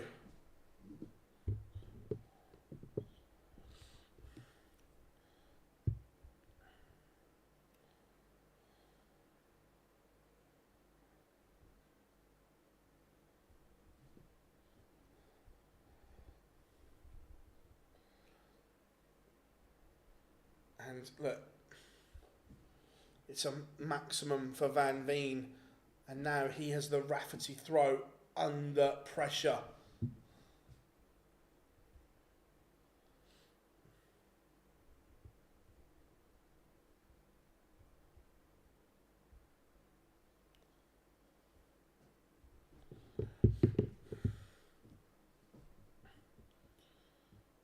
Like big pressure as well. And again, Rafferty has missed tops by a mile.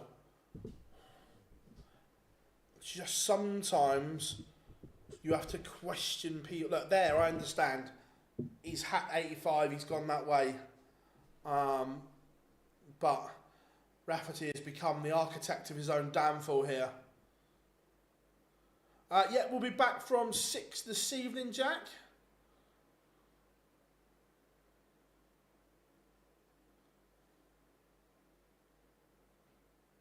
How are we doing, Mike? Good to have you in. What is I'm not watching the snooker, so I don't know, mate.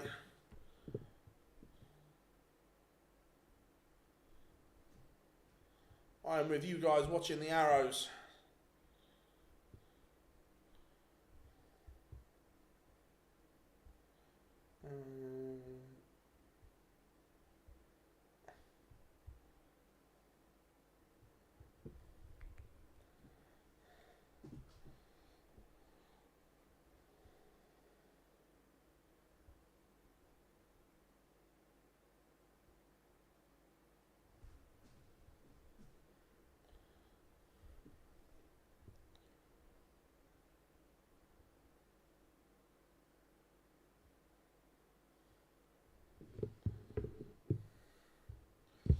Van Veen sat on double 18.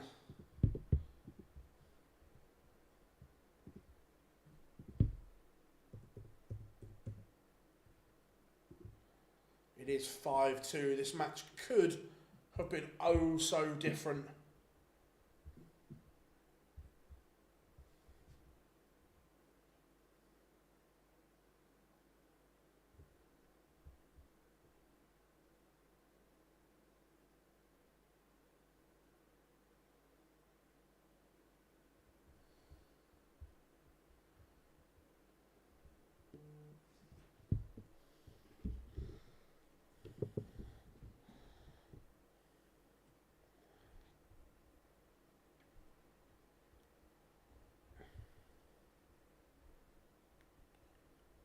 Just feel that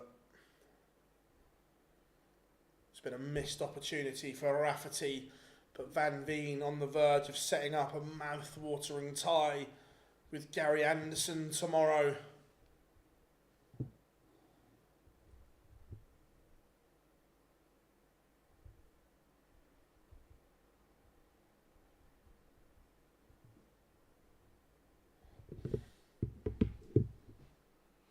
But Rafferty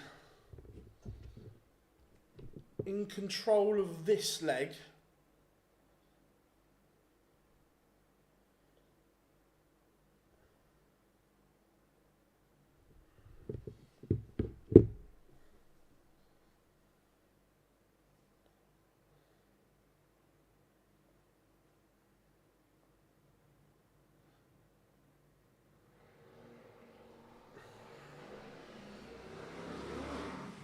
Can we be quiet out there, please? Again, Rafferty fine on double 10. His double 10 hitting has been world class. His tops hitting has been dog and duck. Phil, some people say the phrase "chill, begging it." To be fair, I've never heard that as a phrase either, Lendl. So obviously, I'm not down with the kids either. I've not heard that one.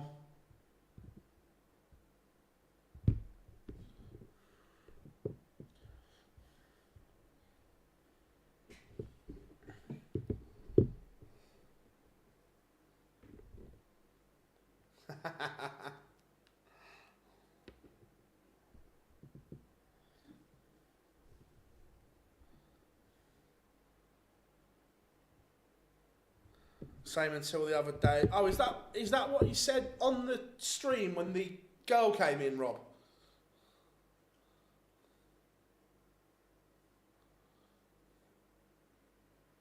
No, I didn't hear what he said either.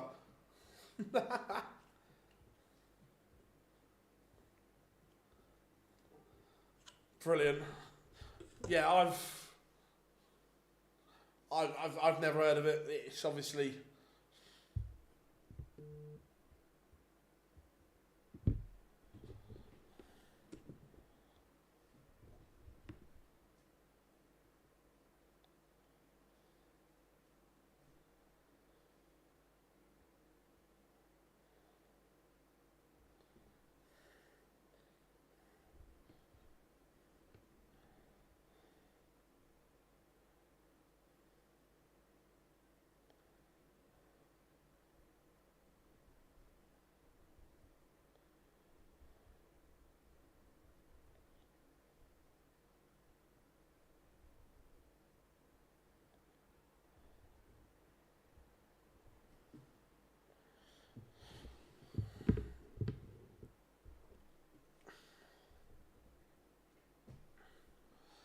Van Veen does win it 6-3.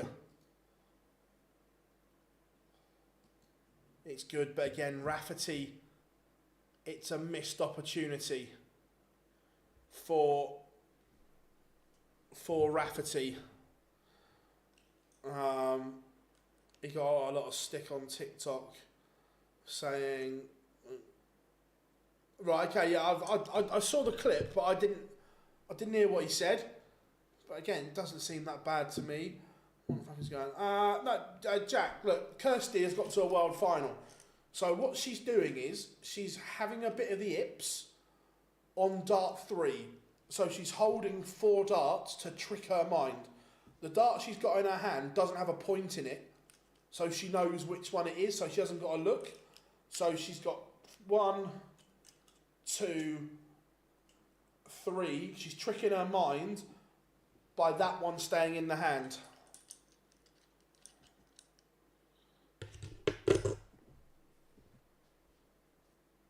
Yeah, it's basically just tricking your mind.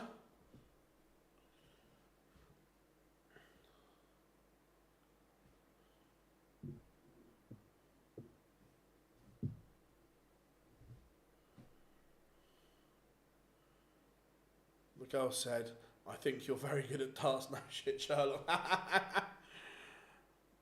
I find it hilarious that people go through uni and stuff to report on a slang term. Yeah, look, and there's me on the other hand, not gone to uni or anything like that, done it a completely different way.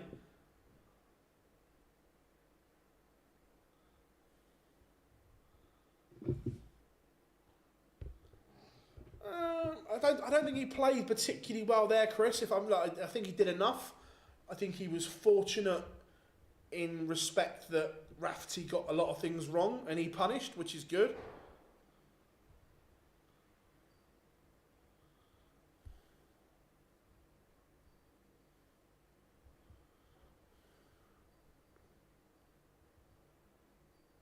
What would happen if she... I don't know. Look, she's to be fair, Kirsty. Look, she got to the Lakeside final. She is more than capable, but just don't say having the touch of the hips, and she's noticed it's only on dart 3, so just tricking the mind that she's still got one in her hand. I went to uni to study maths. I like journalism. Yeah, look, I agree that.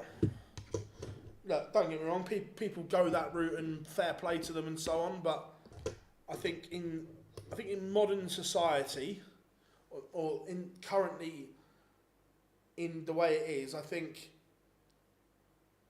being able to do the job is more important. Have you work experience is huge for me. And if you had 2 people, if you had a job and you got 2 people in front of you, you've got one that has no experience but every qualification under the sun. They've just come out of university and so on, got everything under the sun but no experience, no life experience doing it. Or you've got someone that doesn't have the qualifications, but you can see their body of work, you can see they can do the job, and so on. Which one are you picking?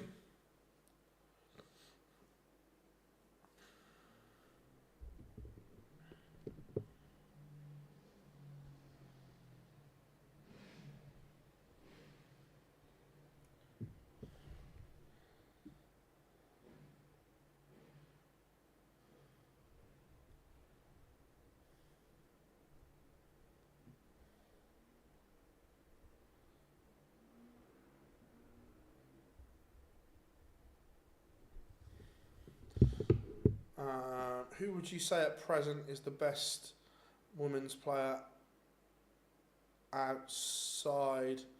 No, Bowen and Fallon. Right now, there's a few. Gemma Hayter is right up there. Lisa Ashton's beginning to play well again. Kirsty Vinakainen. Rhiannon O'Sullivan.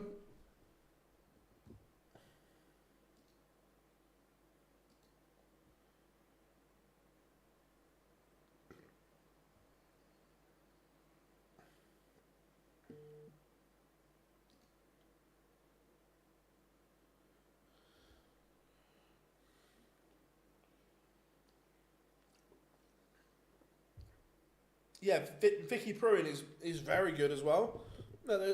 there's a whole list.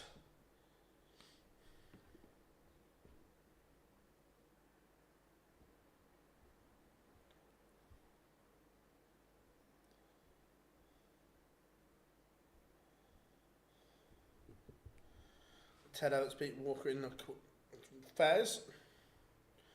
Pictures are back. We are ready to go. Richie Edhouse against Connor Scott. Well, no, but currently, yes. Matt Porter said the other day that at the moment there's no intentions to change.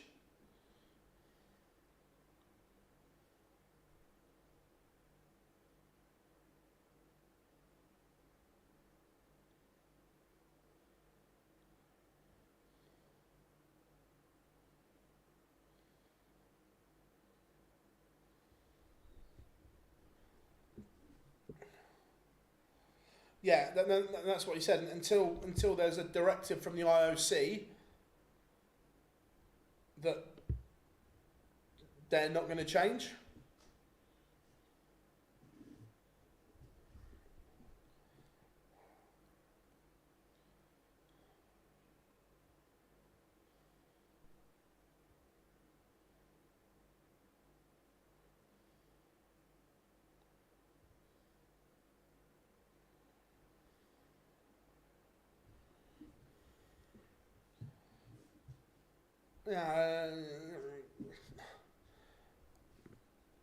See, for me, Kev, I wouldn't like darts in the Olympics, personally. And I say, oh, Connor Scott's got a new shirt. I like that. Which may suggest he's got new darts. We'll have a look. And the reason I say that I don't want darts in the Olympics, right? The Olympics should always be the pinnacle of your sport. If you are Olympic champion, that should be the pinnacle. Where winning an Olympic gold medal would not be the pinnacle of darts.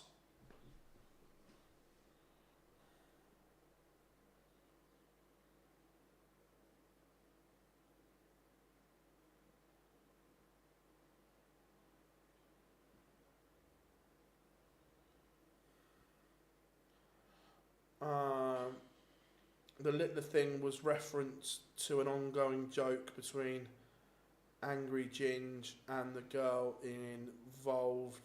The joke between them was phrased, yeah, I'd bang for it, which people don't. Fair enough. So, look, I'd never heard it, and I didn't even know what he said. I know he said something, but I didn't. Yeah, 100%, Rob, and I don't think they should be in there. I don't think tennis, golf, and all that should be in there. For me, it's the Olympics should be the pinnacle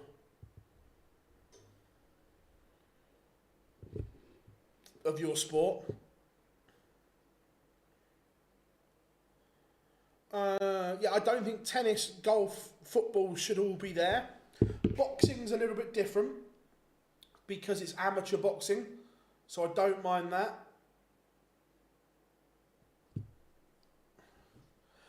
Rob, if I'm being honest, I'm not really a massive Olympic fan. I'm genuinely not. I've just couldn't like. Bleh.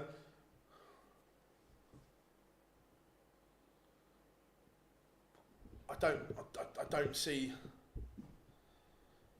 I don't see the. Is it not? Again, that's how much I pay attention.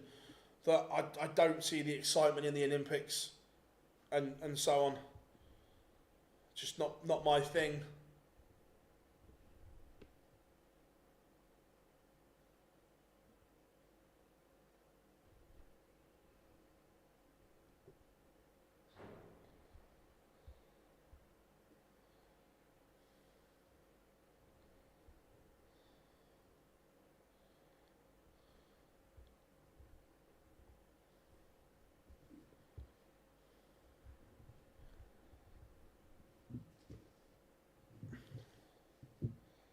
And again, without addressing the elephant in the room, darts in the Olympic Village wouldn't go down well, would it? You've got all these trained athletes preparing and so on. And the preparation for darts would be very different to a runner. Right, let's have a look at the scut equipment.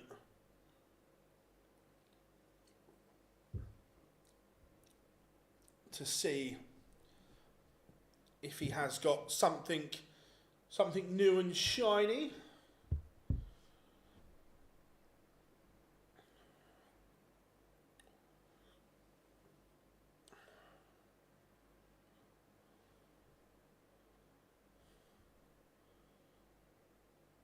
Oh, they switched. They look new. Can someone confirm that those Connor Scut darts look like the new version of his Red Dragon ones?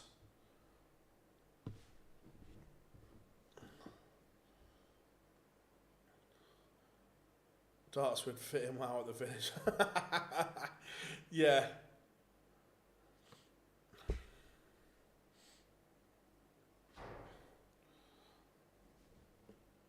Richie Edhouse, 140. Connor Scott, 127 in game. And he's going to get a go at it as well. So the 127.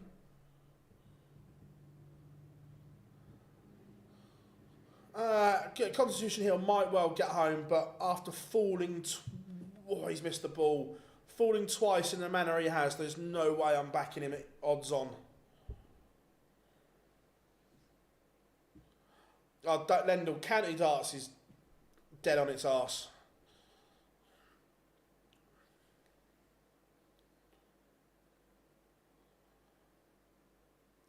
Hampshire, where I've lived, Hampshire could have an amazing team, but they don't because no one plays.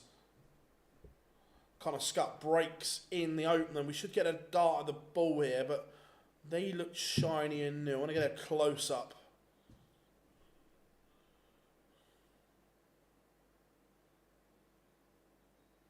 Yeah, they are. Yeah, there is new Red Dragon ones.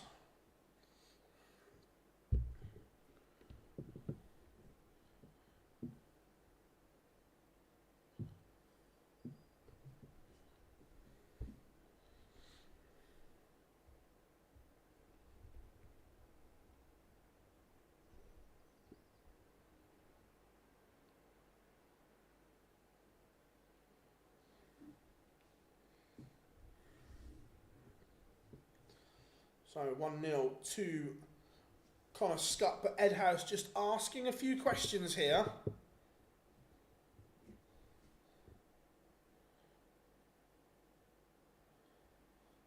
Has anyone else tried the tri-fin, whatever it's called, flight that Connor uses?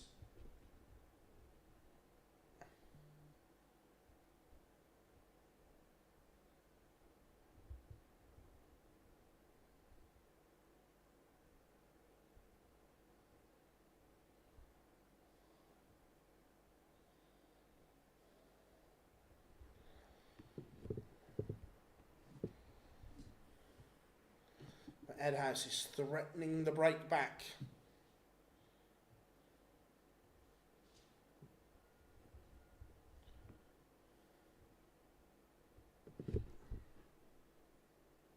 Cheers, Rob. Yeah, they are definitely new.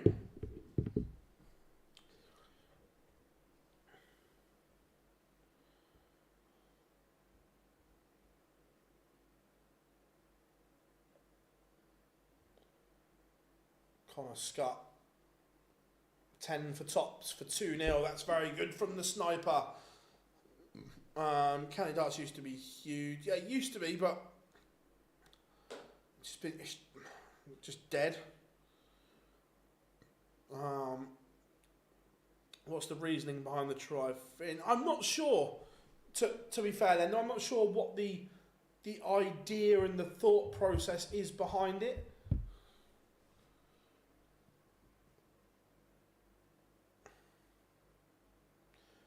Ted Evans up to second on the Challenge Tour, bump Bo down to third. Again, the Challenge Tour may be Ted's best route back to being a tour card holder.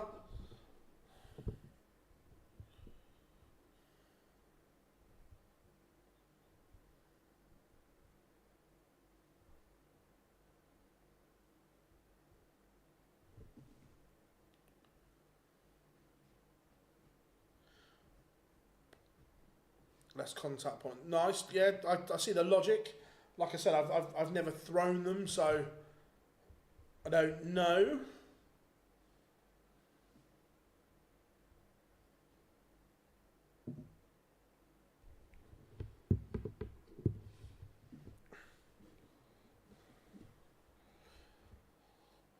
Yeah, less plastic in the way. I don't dislike the theory. It's been a scrappy contest so far. Edhouse not in the best of nick overall at the moment.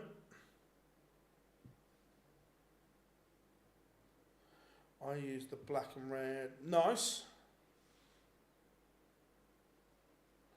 No, I'm not. Lendl, I'm not sure is the honest answer. But 60 for Edhouse to get his first leg on the board. And he misses. Gives Scott a look at this 104. 16 should be the route.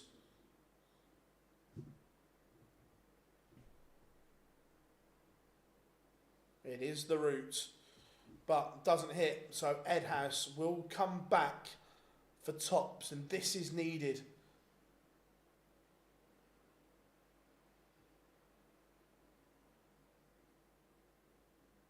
It's a doubling disaster for Richie Edhouse.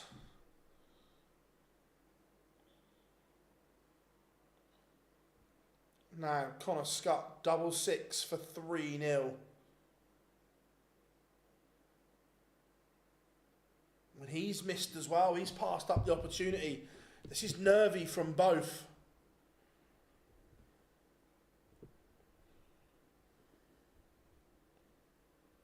And Edhouse finally hits.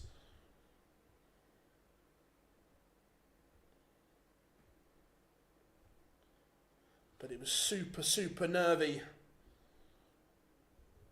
for both players.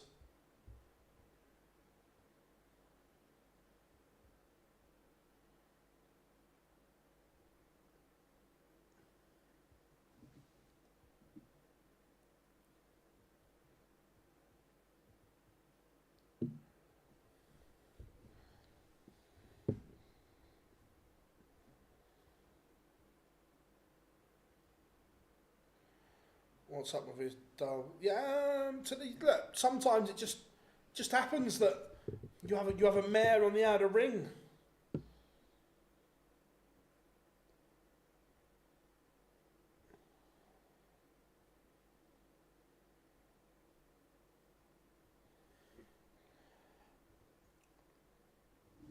Anyone doing FPL? Does anyone think I'm mad? I'm trying to find something a bit different. I'm actually thinking about captaining Jared Bowen. Am I mad?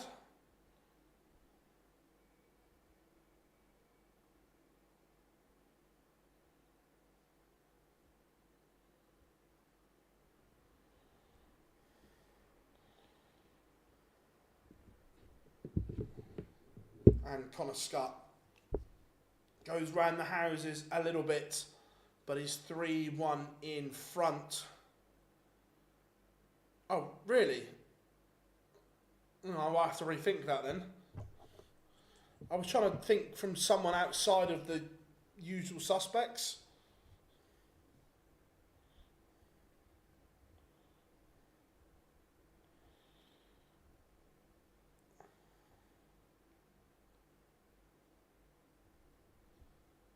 Wow, some people look at this. I don't look at it that deep. Christ.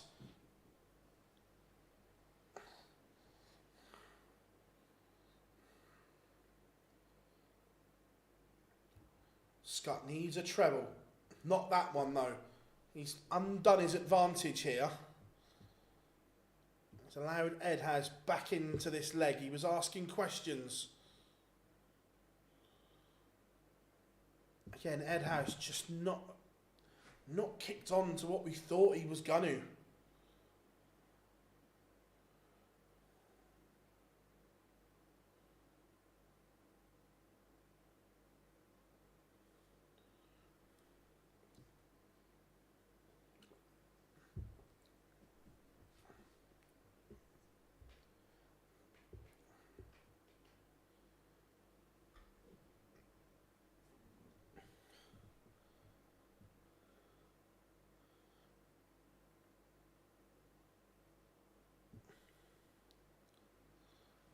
Big 140 from Edhouse.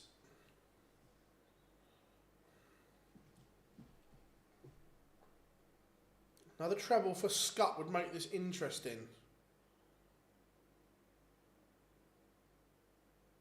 Wow, I didn't realise it was that big. My bad. 97 for 4-1 and a double break. He's going to get 2 at tops. Oh, the sniper. Could he live to regret that? 4-1. A double break of throw would have been huge.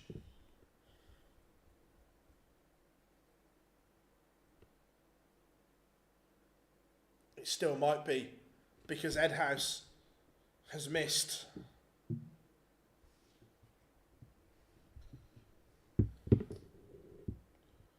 (4-1) Scott leads. Now it's a long, long way back for Richie Edhouse, who's just struggling. Wow, that's mad, Kev. That's mad.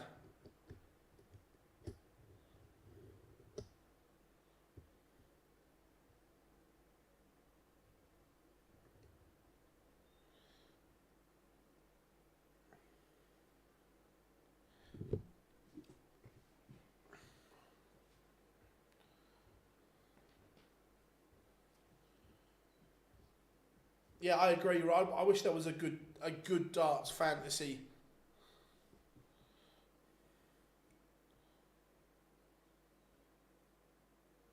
I wish it included everything, Rob, like Pro Tours, European Tours, qualifiers, and so on. Not just the TV events. Yeah, 100%. Making transfers would be...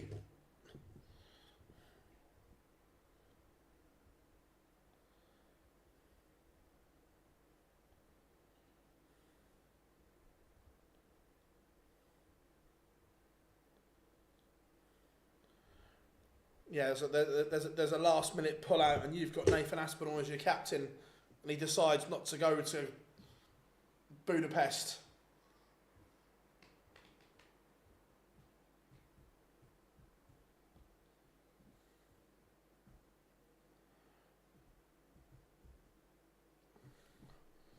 $114 for Edhouse. Doesn't go. So Scott 60 for 5-1. Stephen, I will answer your question at the end of this leg. Let's see, can Scott go 5-1 in front? He's going to get 2 darts at tops, 1 at 10s, 5-1 to Connor Scott. So Stephen asked, what's your take on Matt saying no to first round losers money, Phil? First of all, I will say I admire Matt's honesty with his answer. But he said, look, fundamentally, we don't agree with it, so it's not happening. Look, he could have given a, well, we'll look into it. He could, but he was like, no, look, fundamentally, we don't agree with it. It's not happening. I admire his honesty. Do I agree with it? Absolutely not. Now, that money shouldn't be ranked, but for me, I think you could and should have kept the Pro Tour first round winners money at £1,000, and that 250 that they've added on for winning should go to the 64 losers as expenses or whatever you want to call it. Or if you are not going to do that, then when you win your tour card, you should be given a prize for winning your tour card. So if you're not going to give first round losers money, you for winning your tour card, you win 10k. And then you've got 10k to plan your travel for your 2 years on tour. If you keep your card, the likelihood is you've done well and you're making money. So, but this is more for the ones, the new tour card holders and so on, that it's incredibly tough for. So for me, yeah, look, there should be something. No one should go to work and be out of pocket for going to work, is my opinion on it. But I respect Matt's honesty, the way he answered it, and because he's basically said, like I said, he's gone, we don't agree with it, it's not happening. Where he could have given a very diplomatic answer.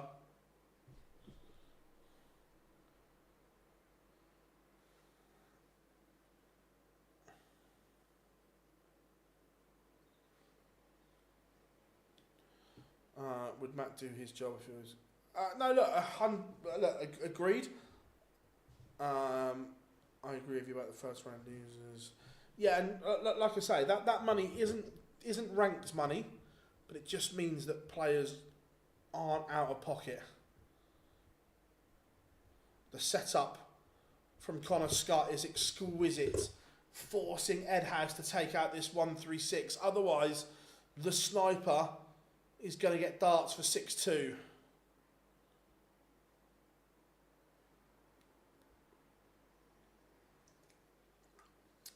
That was clinical from Connor. A 6-2 win for the sniper. He moves into round 2. Richie Edhouse really struggling at the moment. And he finds himself departing once again.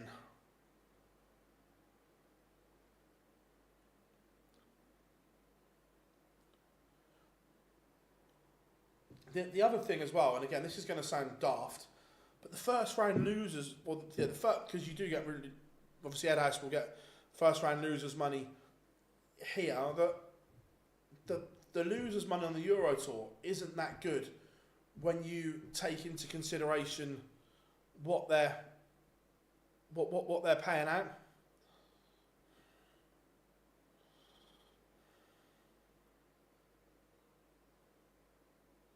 Oh, Chris, it will be very, very low, that's for sure.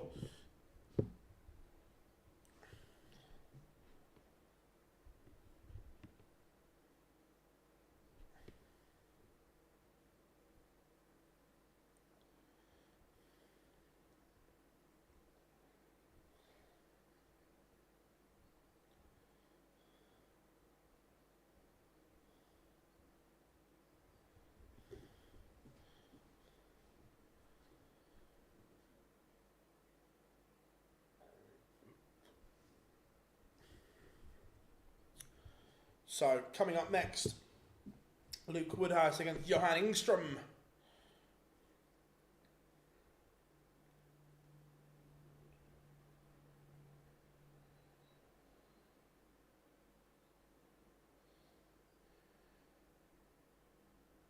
Is the boxing in Times Square tonight or tomorrow night? That's incredible, by the way.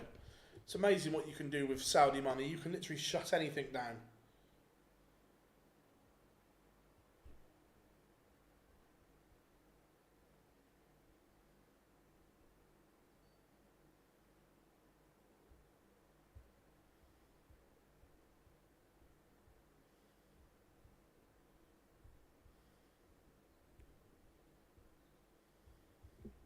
So, Luke Woodhouse against Johan Ingstrom. Score predictions, what are we saying?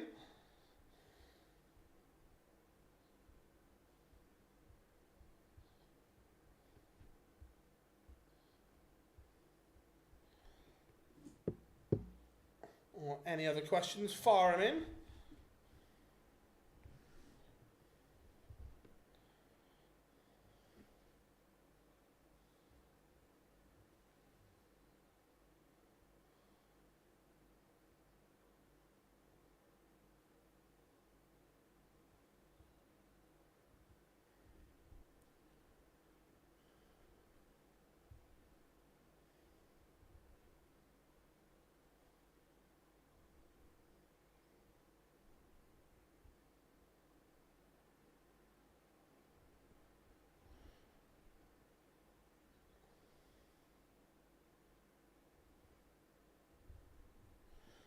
So,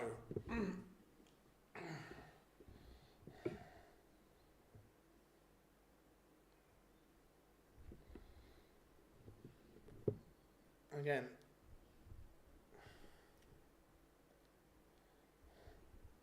Connor leaves the stage after speaking to Swiss Phil.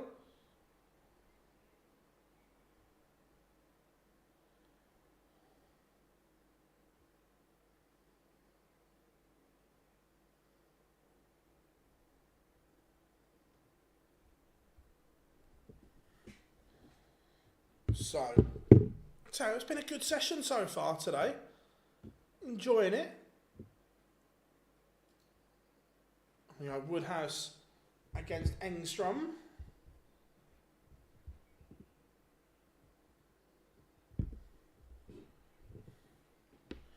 What are we all thinking then? I think Woodhouse will be too strong. We'll have too much.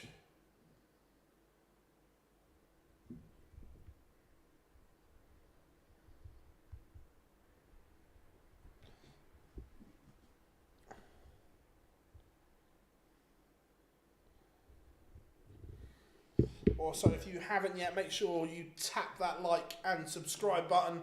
Make sure notifications are on so you know when we go live this evening. 6 p.m. we will be back. Is Swiss Phil Swiss? No, Swiss Phil is German, James, but it was Dan Dawson nicknamed him Swiss Phil and it's just stuck. No, he is very German, but he's got a very English sense of humour.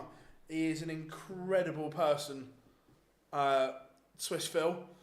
Really good. And look, I think he should be the next PDC Master of Ceremonies.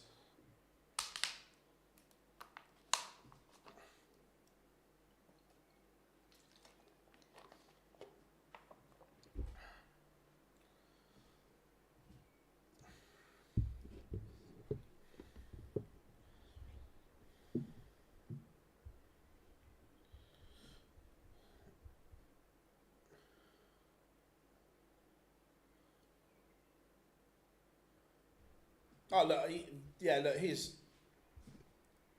grasp of the language is incredible. Yeah, look, it's got to be up there, isn't it? Being the Master of Ceremonies, 100%.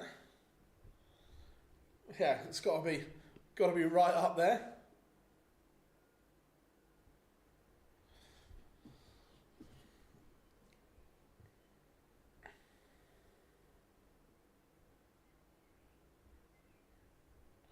We've got about 35 seconds till we get pictures back.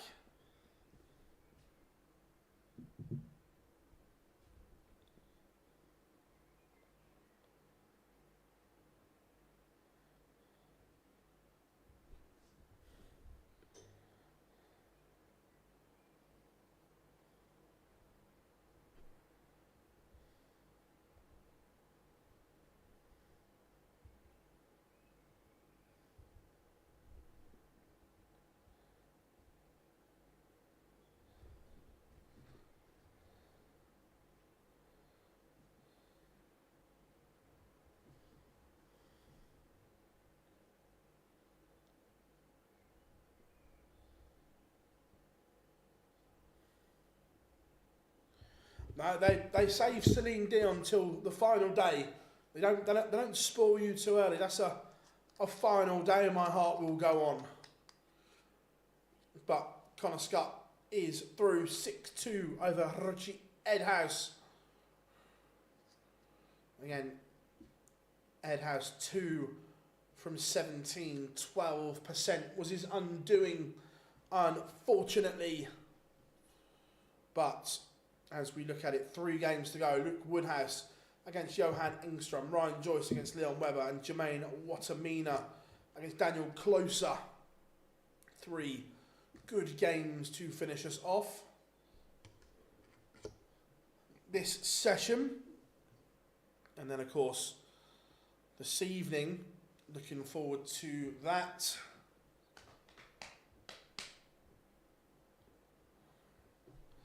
Mr. Brzezinski is on stage. So here we go. Johan Engström will walk first.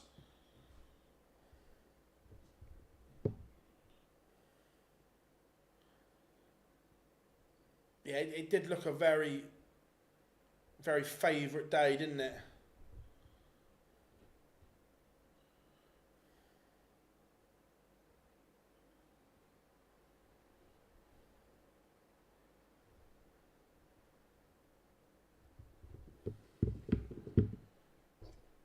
But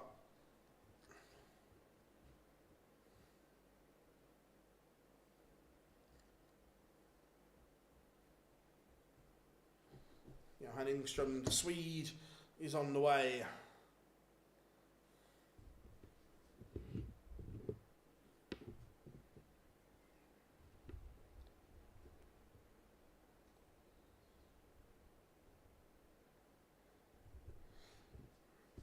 Look at him orchestrating the crowd.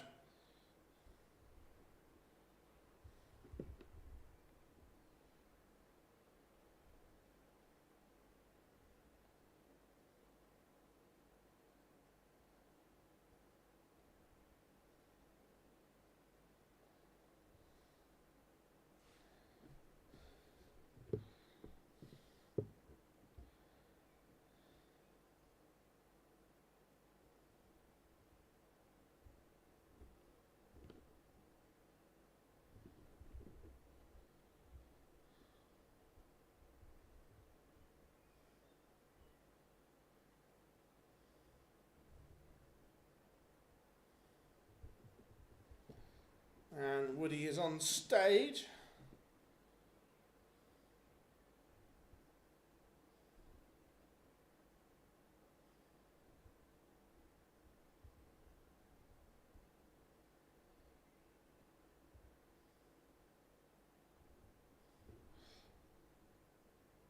So, let's get ready to rumble.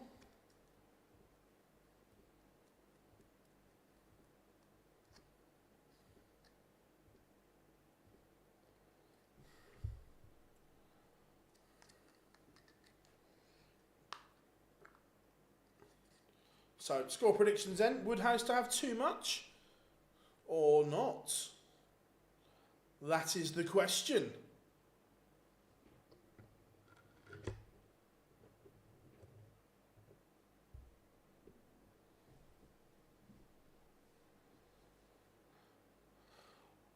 Yeah, it's not the best, but to be fair, look.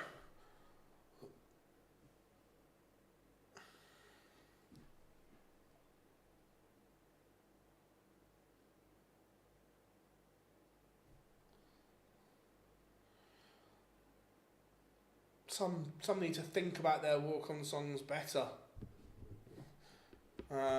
Pluster, fair enough.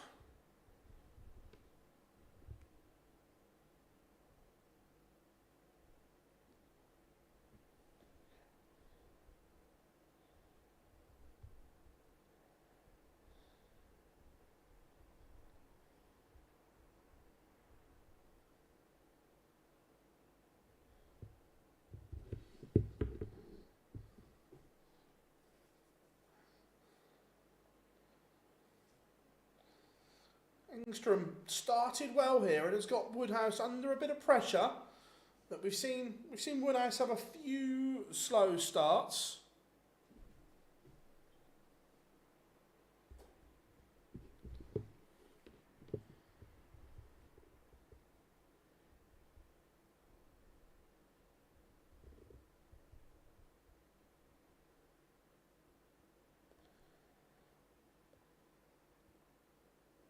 I've heard a lot of worse songs. Yeah, look, I just think that, what do you do as a walk-on? Do you go for something that you like, that maybe the fans won't? Or do you go for a fan's favourite to get them on your side? It's an interesting dynamic, isn't it? Because some pick their walk-on song for them because it's what they want. But do you go for the fans' popular vote?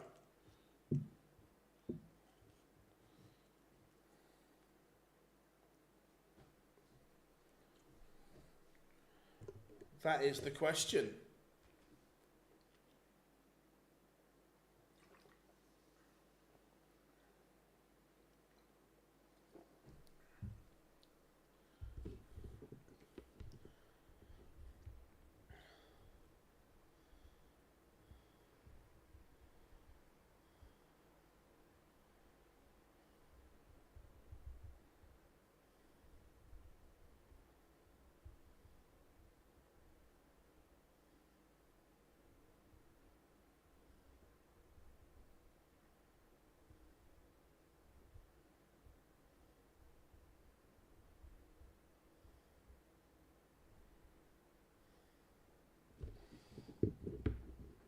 Woodhouse does avoid the break in the end.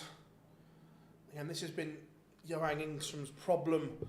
Gets in good positions, but then falls when it matters.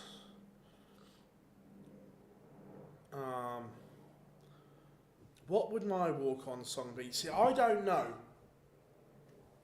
because I'm torn between do you or would you go for something the fans like or something that I want.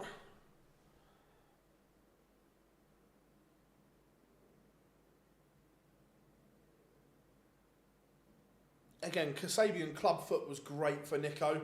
Just such a good choice.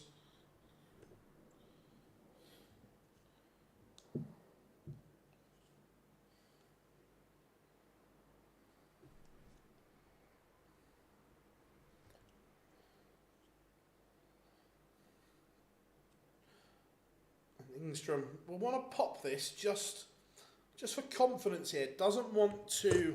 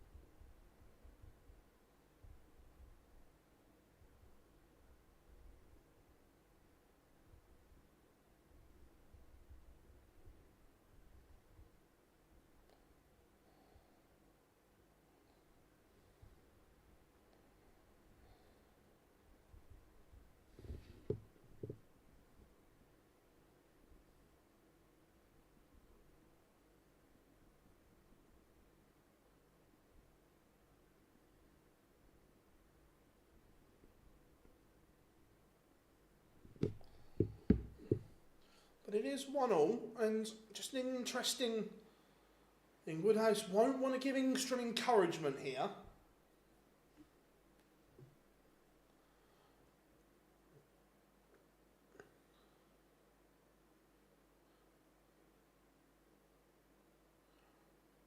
So I think, again, it's not a crowd favourite, but I think the Fugees' Ready or Not is a great walk-on song.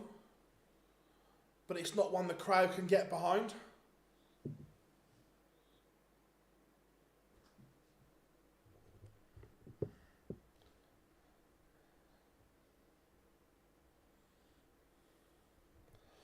$17 and tops for 2-1 Woodhouse. This has been better from him. But again, he just opens the door.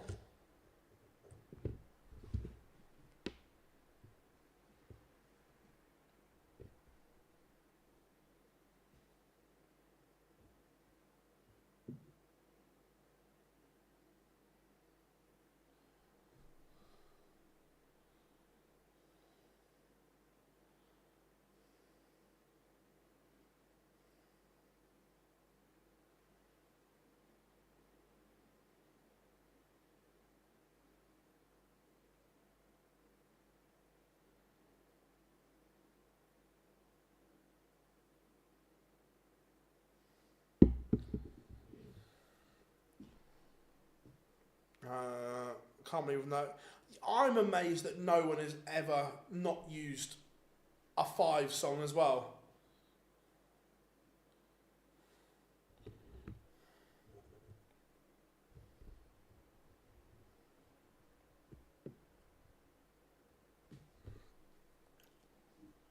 Again, so far, 17, 15 and 13 are the winning legs.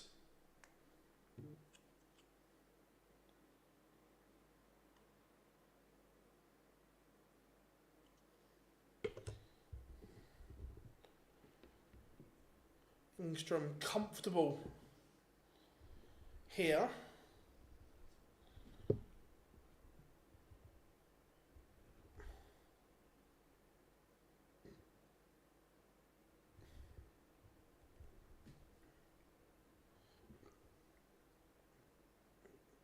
And again, Engstrom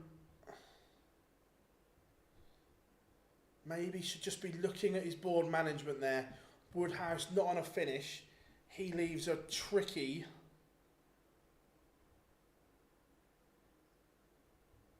He hits double five first time of asking.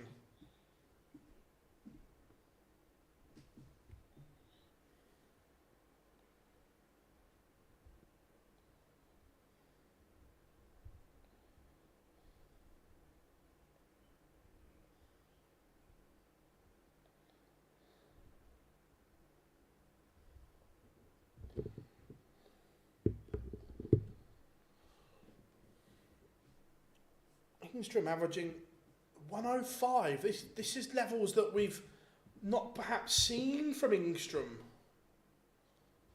especially in the bigger events. But Woodhouse averaging 99 himself, dealing with it.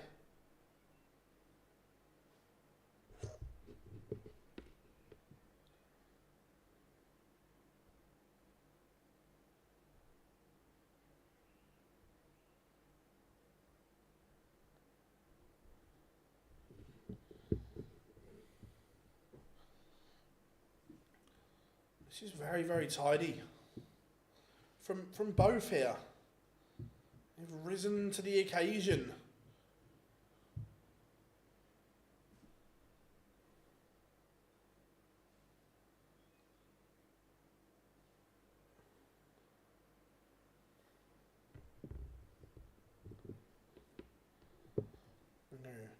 Oh, look at, he's got a picture of his cow in the pocket. It's an incredible spot by the cameraman.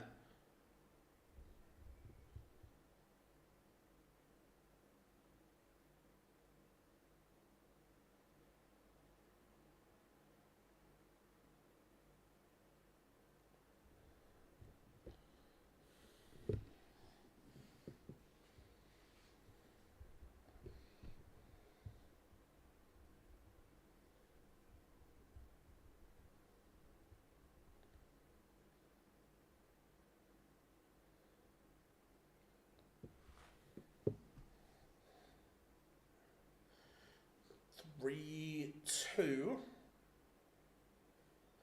Woodhouse. Dan just mentioned in the chat. Yeah, that's incredible. And to be fair, for the cameraman to be able to get that, that's superb.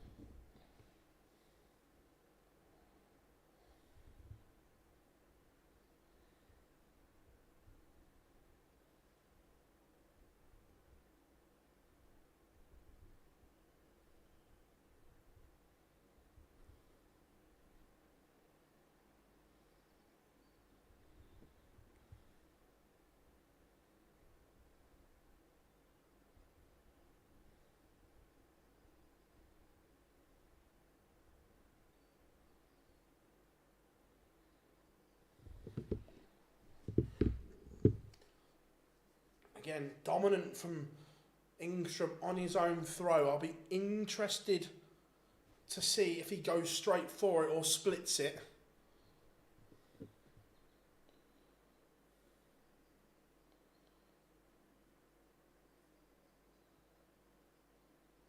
He splits. And hits 3. Oh.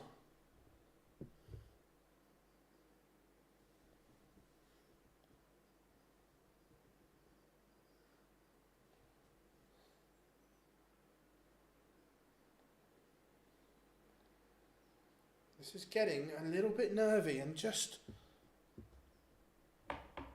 we were speaking about the race for the match play earlier, that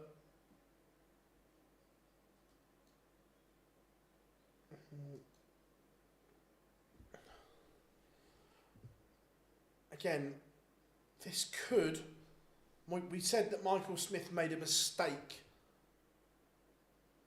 by skipping last week. Edhouse is out. Woodhouse, what Michael Smith would do for a Johan Engstrom win here.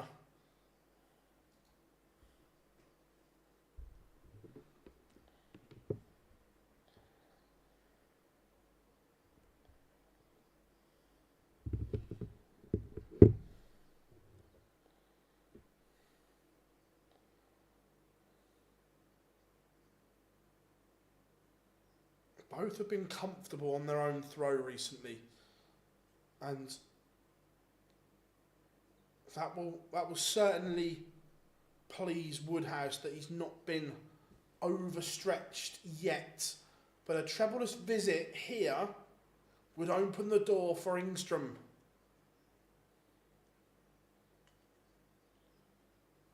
And it is trebleless.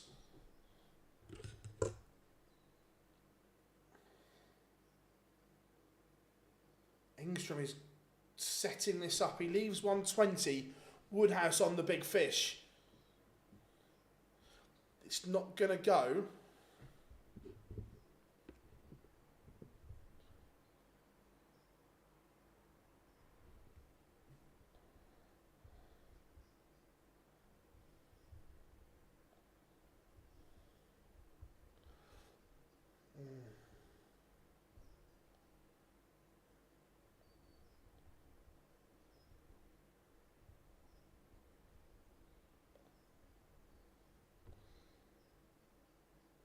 This is huge for Woodhouse. Oh, that is massive for Luke Woodhouse.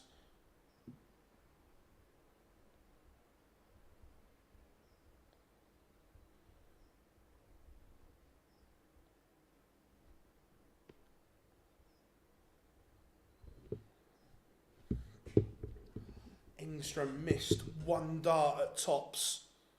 Woodhouse takes out the 110.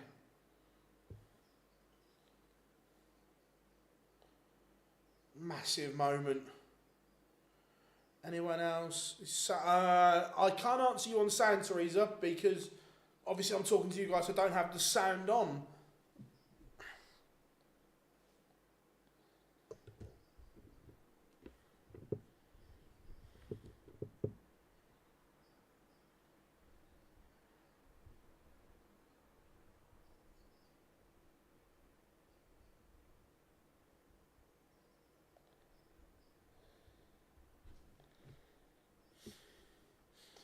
Oh, look at Woodhouse nose as well. They've got a great slow-mo of him going, we knows that was good.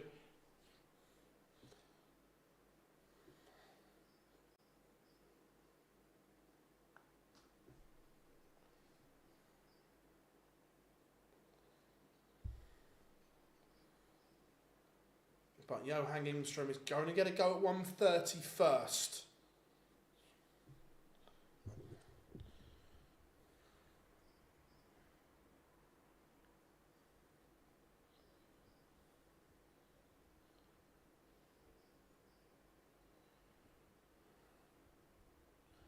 Misses the ball.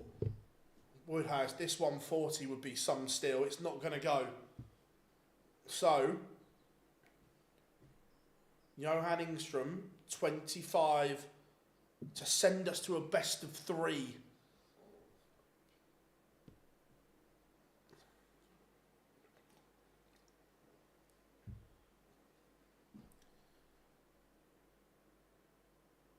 And Engstrom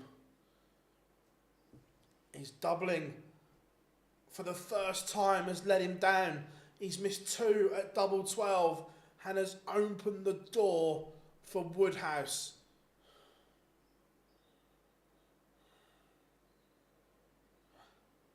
And he hits. How are we doing, Charlie? Good to have you in, my friend. I am really well. I hope you are good.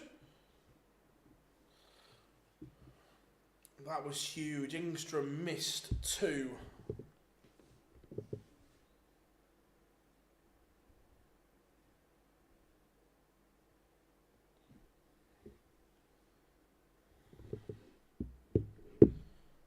Good stuff, Charlie. Good stuff, buddy. Engstrom's averaging a ton, but he's going to have to win 3 on the spin to stay alive. This is huge for Woodhouse, for the match play as well. This would mean he would leapfrog Raymond van Barneveld temporarily and Riccardo Pietrezco. So this is huge for Woody.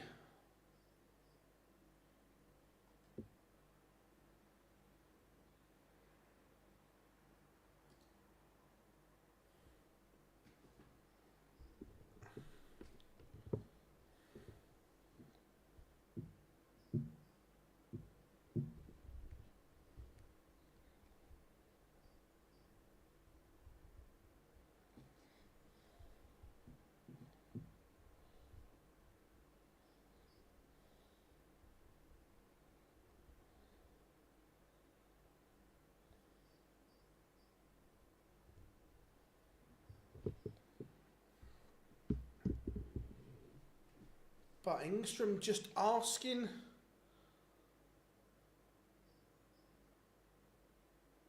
a few questions of the Woodhouse throw here. Remember, he would have to break twice.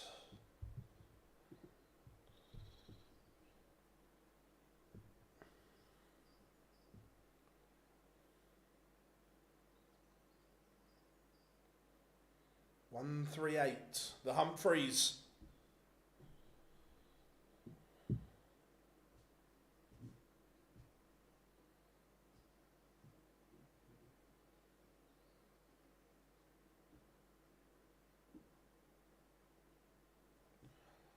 So, Woodhouse will be disappointed here that he's not going to close it off as he would want.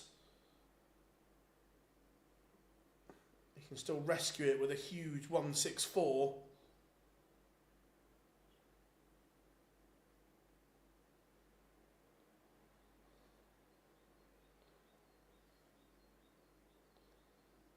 That's not going to go. So Johan Engstrom will get a look at this 75. And then he will have the darts next. Look, Woodhouse still favourite, because if we went to a decider, he would have the throw. But Engstrom unforgivably misses the big number. Now,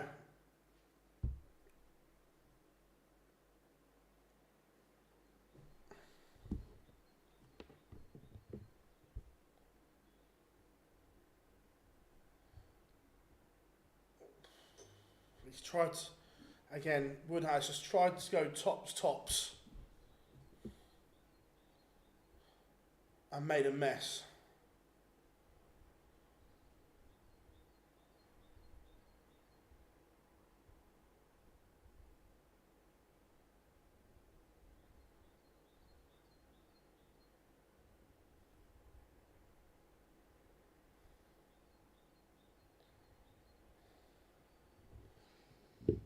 This game, all of a sudden, it had been brilliant, and this leg has just gone completely scrappy-doo.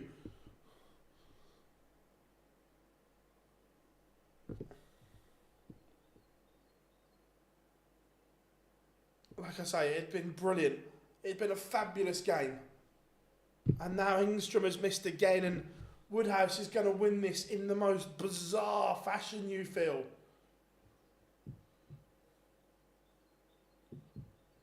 They're both walking messes. and Woodhouse has won it. That 6-3 does not tell the story. The averages have plummeted because of this leg. Take this leg out of the equation. It was a really, really good game. But again, over this short format, one leg ruins everything, and that is certainly the case here.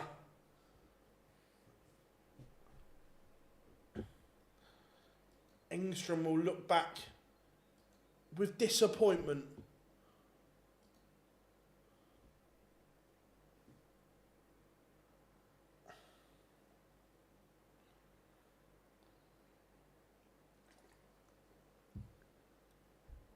Look, it was a really good game.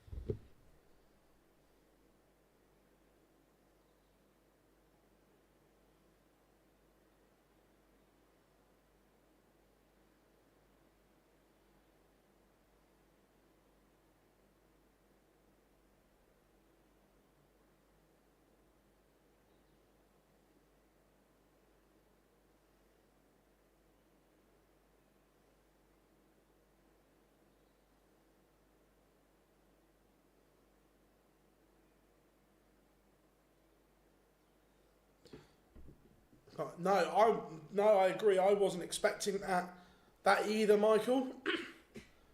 No, just a weird game, wasn't it? Enjoyable, but weird.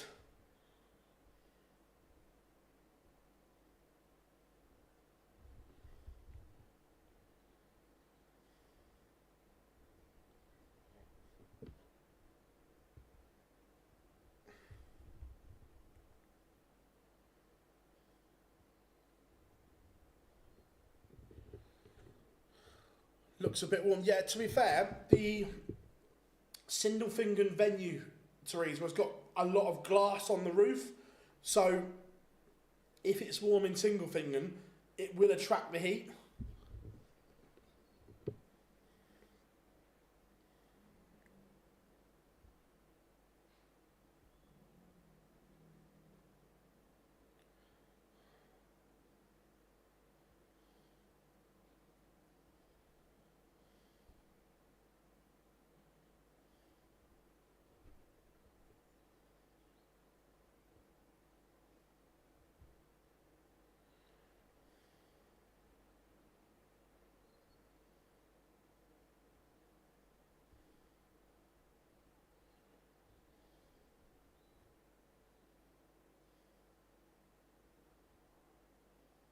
So, next game, we've got the ad breaks not far away now.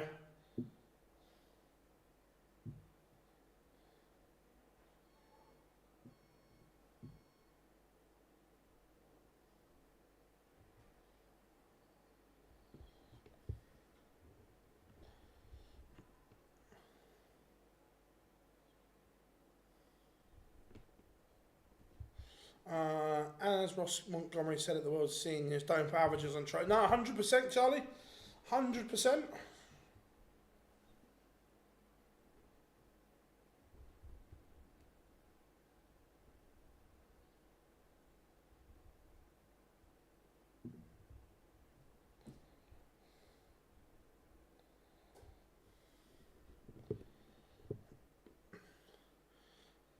Teresa, just calm that chat down. Come on now, don't be doing silly things there, Teresa. Come on, you know better than that.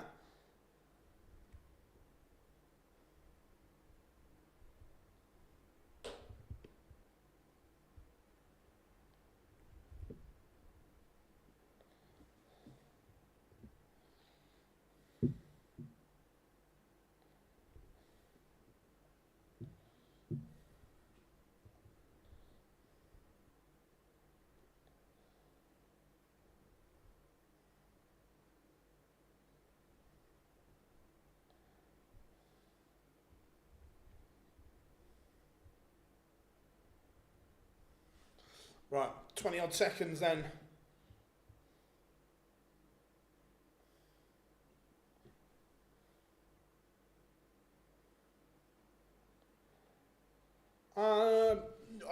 Marcus, the honest answer is no, I don't. But judging by the way Matt was talking about it, that they're aware of it, and it wouldn't surprise me if there is some kind of chat to sort it.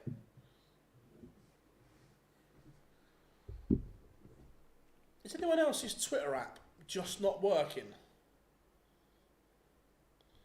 It's fine on desktop.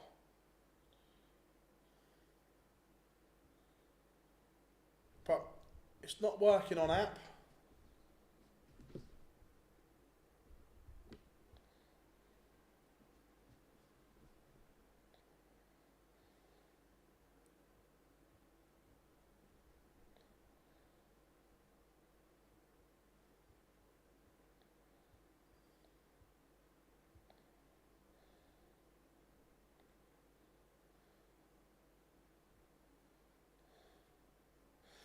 I did say Merv earlier, didn't I? I fancied him.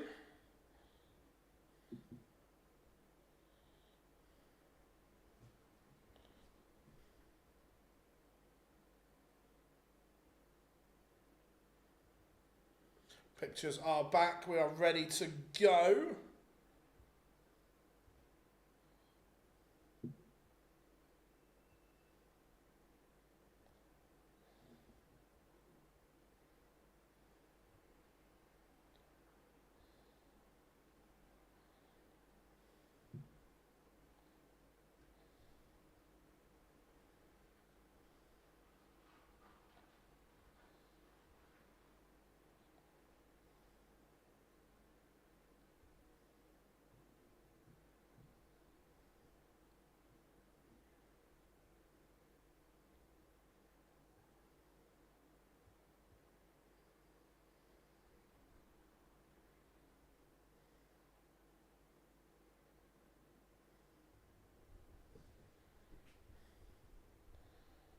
So, Ryan Joyce coming next, someone that's played really well of late.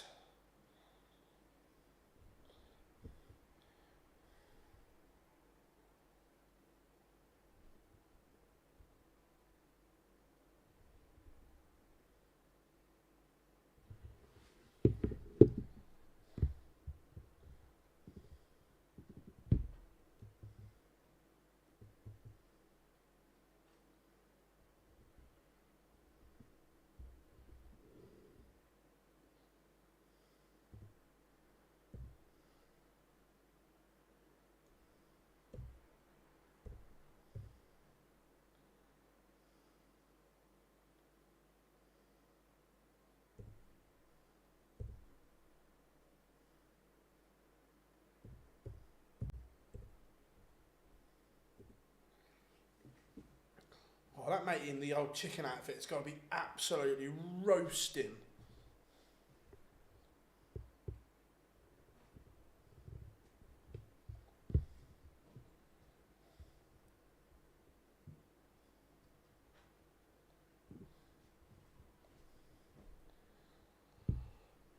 But Webber on the stage. So here we go. Joyce to serve the bagel. To be fair, Webber's played some good darts recently. Look, I fully expect Joyce to have too much and win. But Webber's played some okay stuff.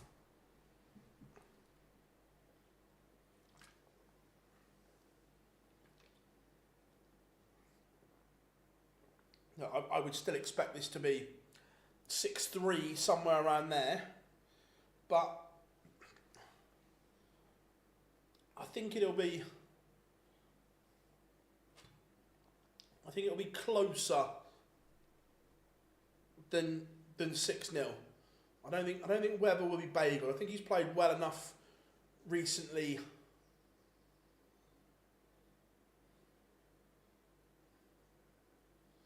But 2 weeks in a row now, Ryan Joyce has remembered his shirt, which is always a good thing.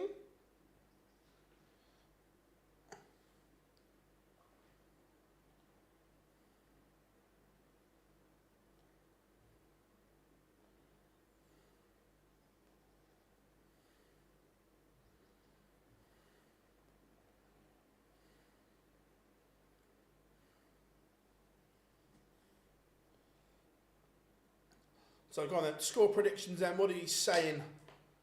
Closer than what we think, or does Joyce run right at like a side-on view of Webber's throw? That grip looks a bit delicate.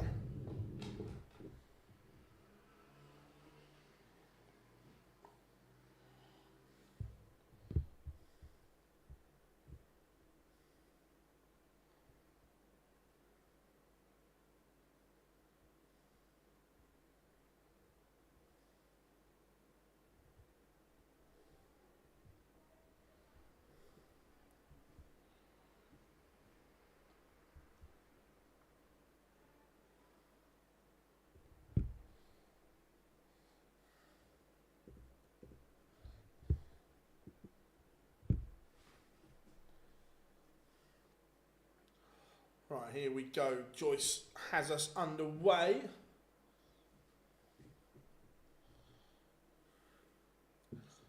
I think Webber's played okay recently. I think it's a very delicate grip. A lot of distance between dart and thing. Yeah, there's a lot going on in that Webber grip. First time I've had a proper look at it.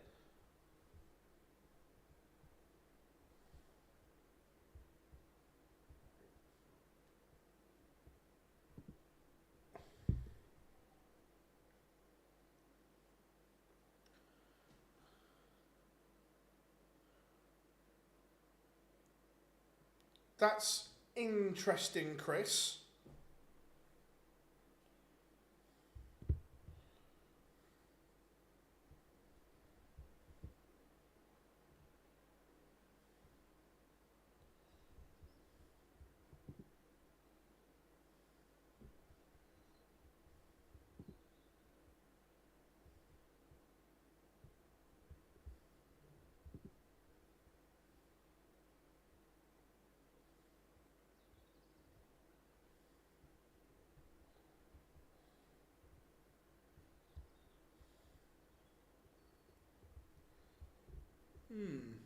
Yeah, that's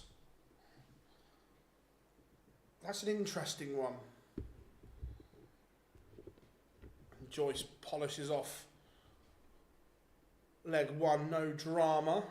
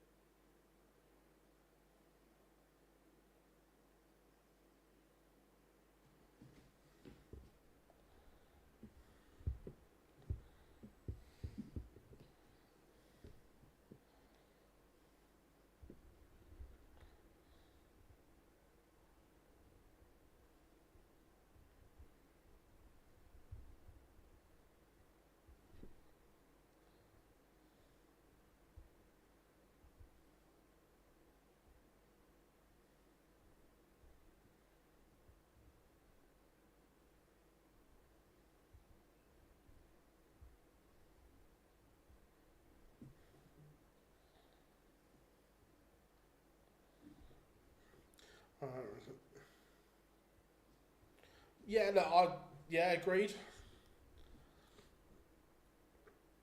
Double 18 for Joyce, and he misses. So Webber.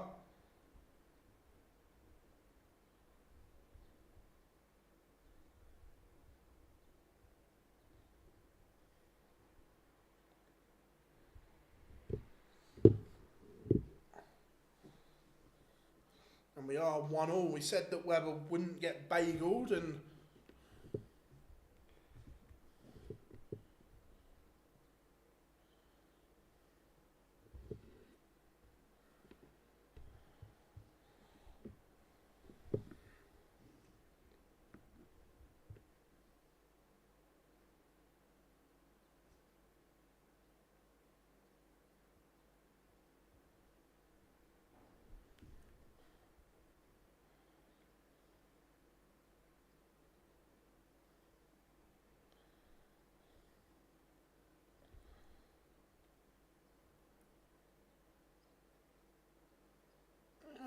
Webber's okay. Look, didn't know a lot about him, but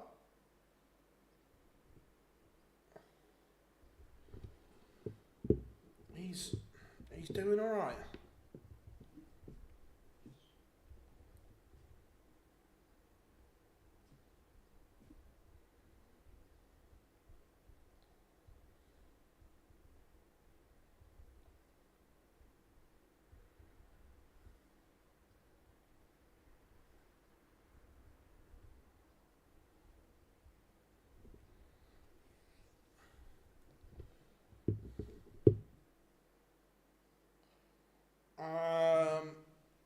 I think it's this month.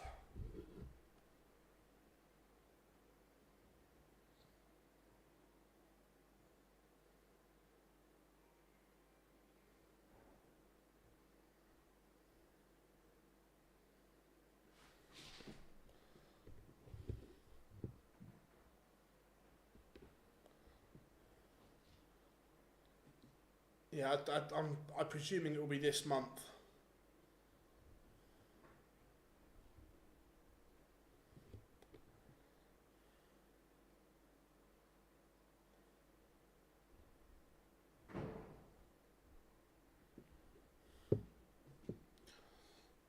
But Joyce, and say, doesn't miss that double eight region, does he? That's his bread and butter.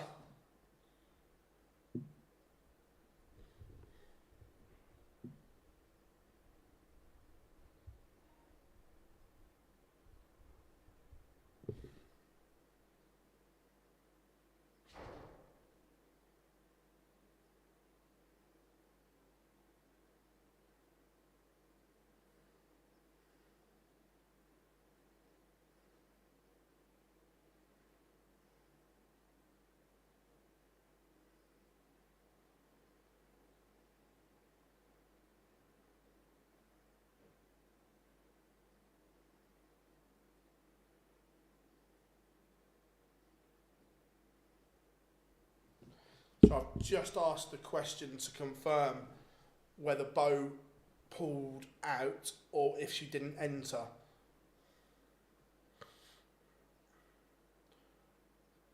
100%. Bo is an incredible talent. There's no question in that.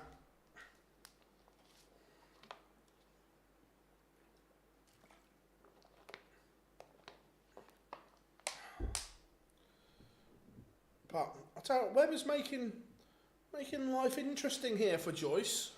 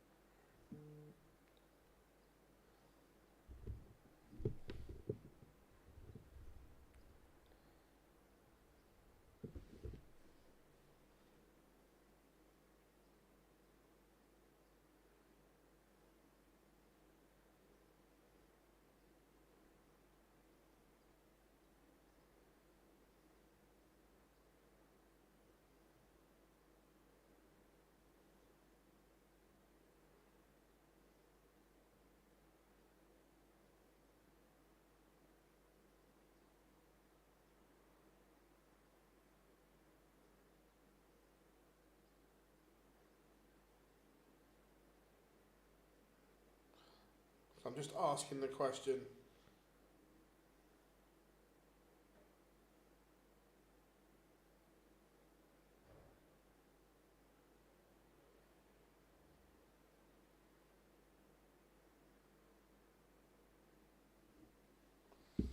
Yeah, so I was just trying to find some info as Webber levels it up. Edhouse this year, 23 wins, 21 losses. Interesting.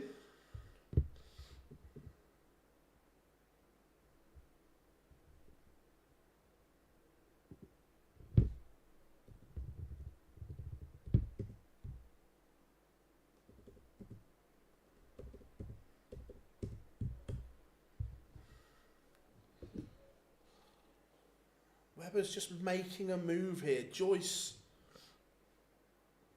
is not at his brilliant best. And Webber's carving a chance here.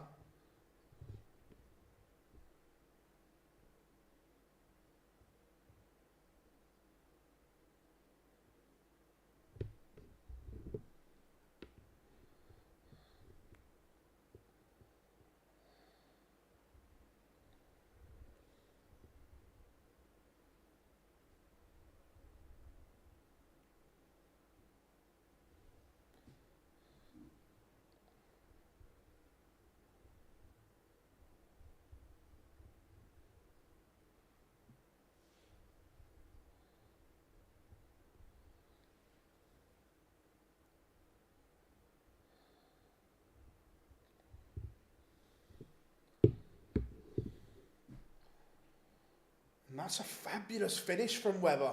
He breaks with a tongue topper. The 112 goes. And all of a sudden, Ryan Joyce is just in a little bit of bother. Mind you, this was the same last week on the Euro Tour, where Joyce was fortunate to get through round one, then he was brilliant. It's that hurdle of round one.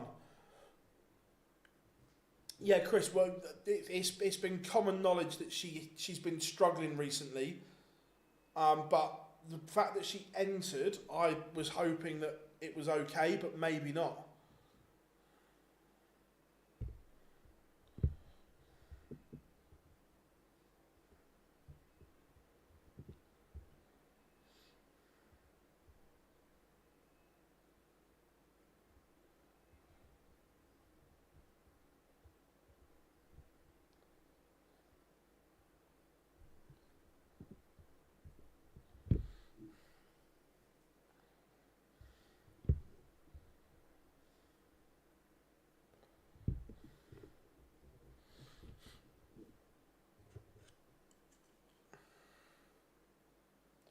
But Joyce has just flicked the afterburners here and is got a break back opportunity.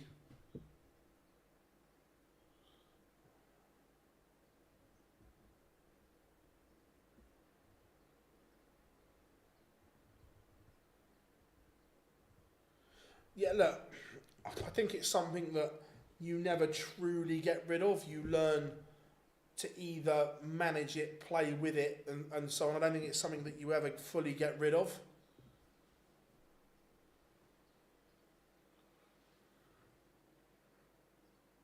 But look, Bo is an incredible talent. Where has Webber pinged that from? That is sensational. The 156 with Joyce on a double. That is stunning from the German.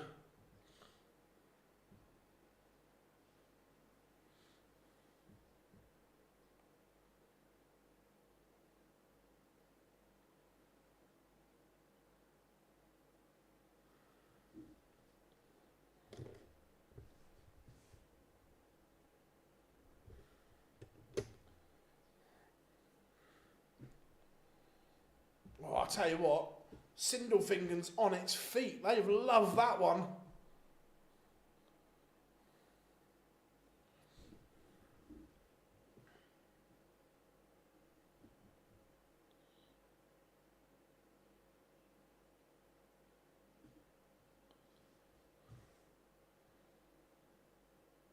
Three legs in a row, 18, 15, 15 from the German. That is very, very good.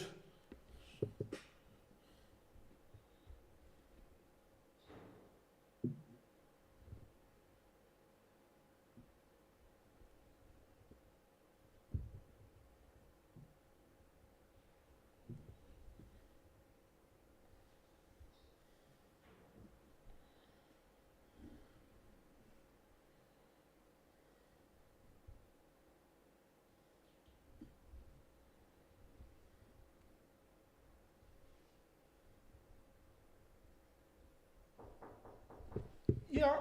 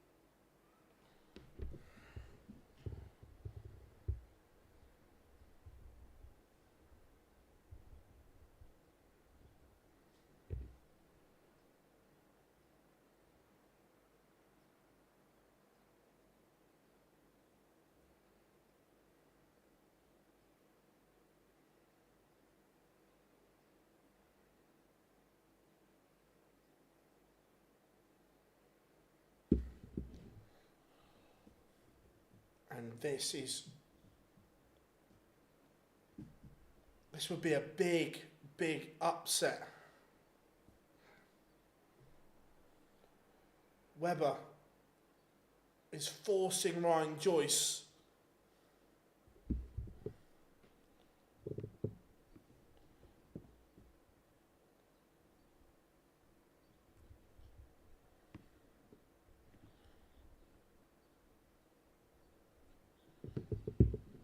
This would be a big upset. Ryan Joyce has been in sensational form.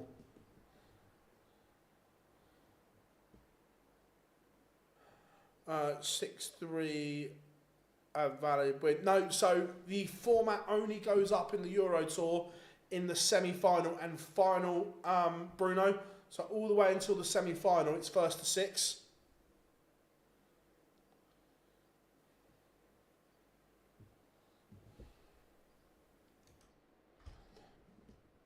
So, oh my, this has been some performance. Not a problem at all, my friend. Not a problem at all. This has been very good from Leon Webber. And he's going to get a match-winning opportunity to shock Ryan Joyce. But he's missed the big number. Tees up tops, and he's now hoping Joyce cannot take out 1, 4, 5, which he can't. So Webber's coming back, 3 clear match starts in hand for a huge win.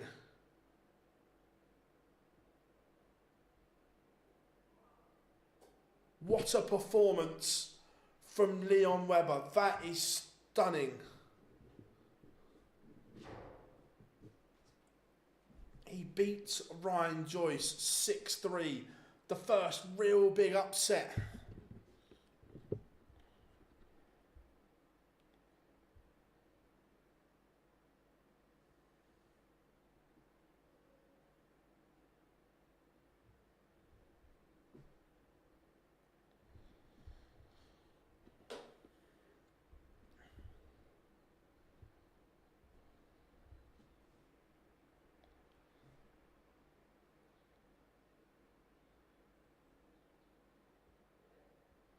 That's a huge win.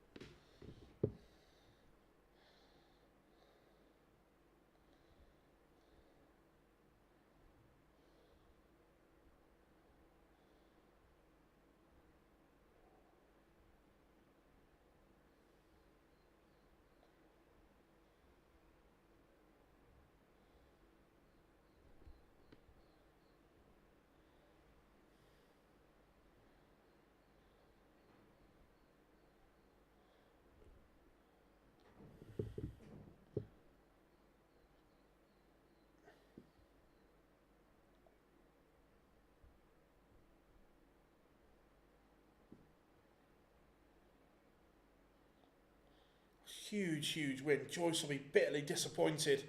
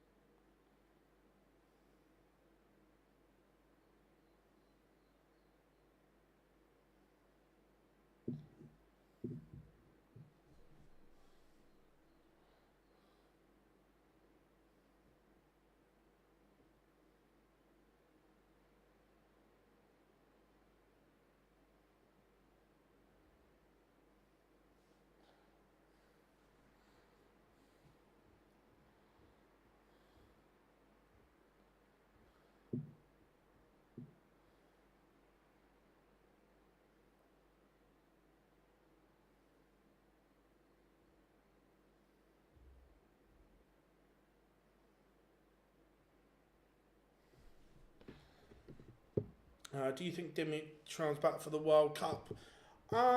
Possibly. Yeah, look, I don't know, but I'm sure that the World Cup's not a million miles away. Good, great result for the bookies.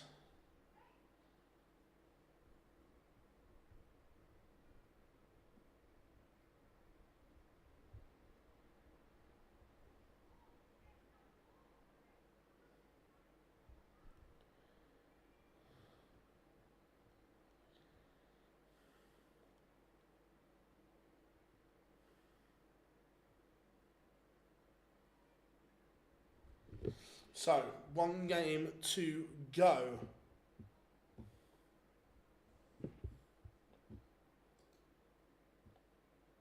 And that is Jermaine Watamina against Daniel Closer. So what are we saying, chat room?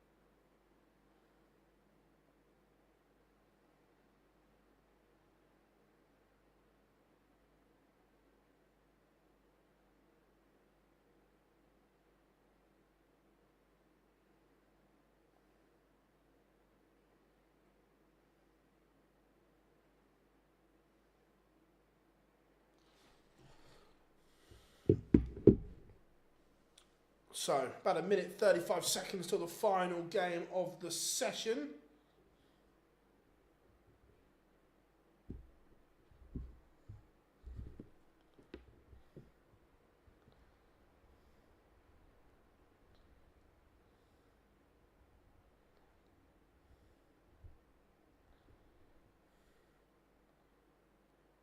How did the previous match go? Leon Webber caused a huge upset.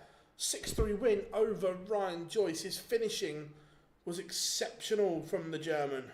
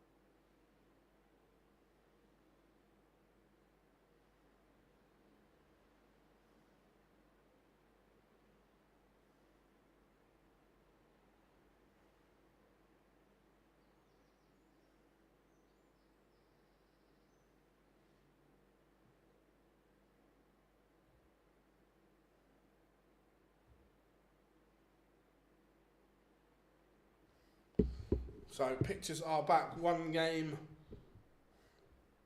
to go.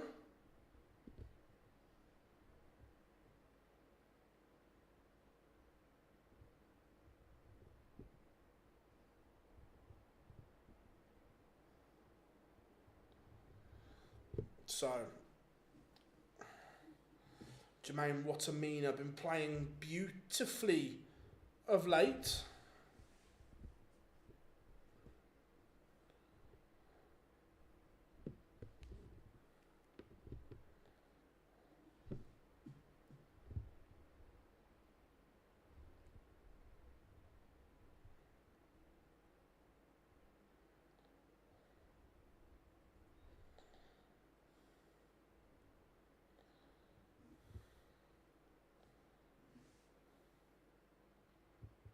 Oh, the others, not a problem at all, sorry. So far today, Martin Lukeman is beating Benjamin Pratnamar. Cameron Menzies too strong for Mikkel Unterbuchner. Wessel Nijman sees off Bradley Brooks. Jan van Veen too strong for Nathan Rafferty. Connor Scott beats Richie Edhouse. Luke Woodhouse beats Johan Ingstrom. And Leon Webber has just beaten Ryan Joyce. And here we have match number 8 of the session. Daniel Closer walking on.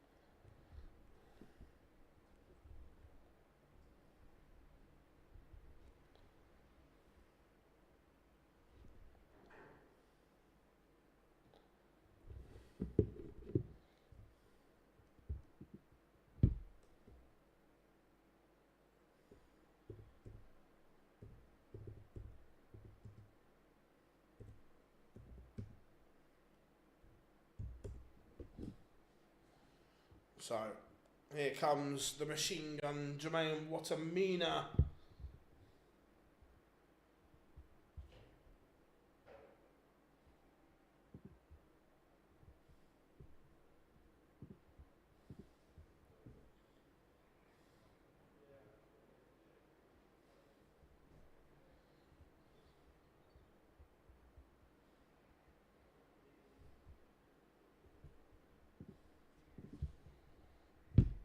So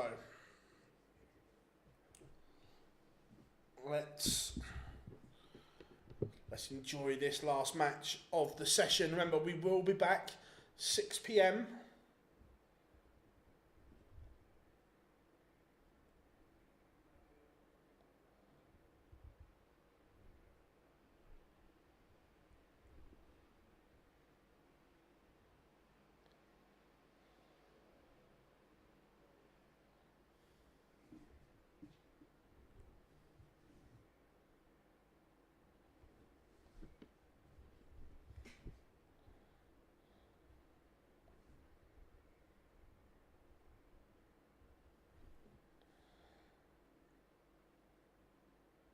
No problems at all, Lorraine, no problems at all.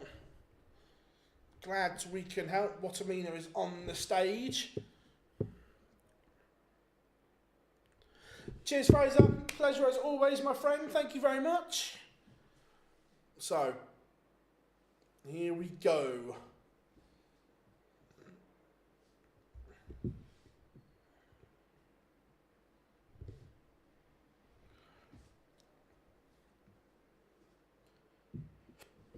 Excuse me. Closer has won the ball.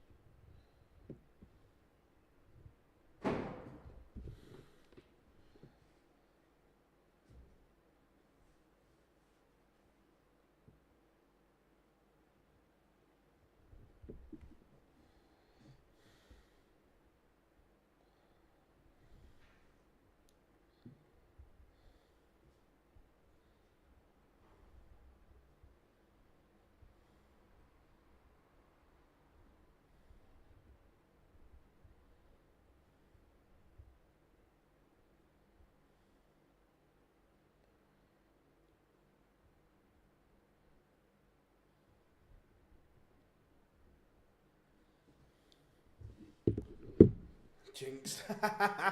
Yes, Teresa, you said it. He's like, shh.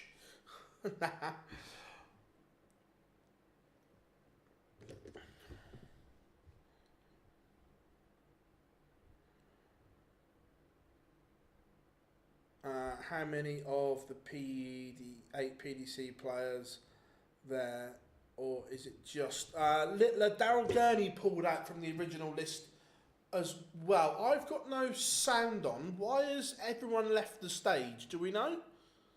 I've got no sound. So is there a reason being given why we've abandoned play?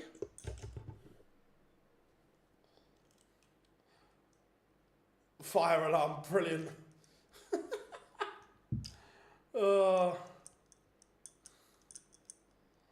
Someone set the fire alarm off. The fans are actually leaving as well. I can see like the doors open and so on. Wow.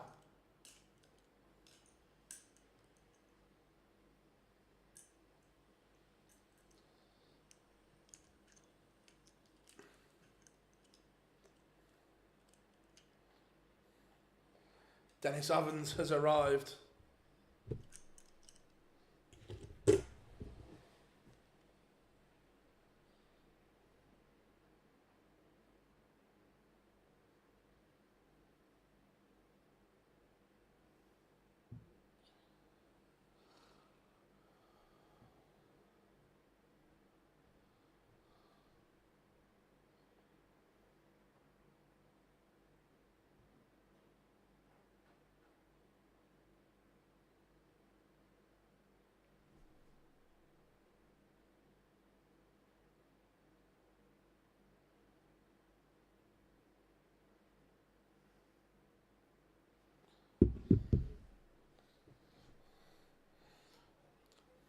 Teresa.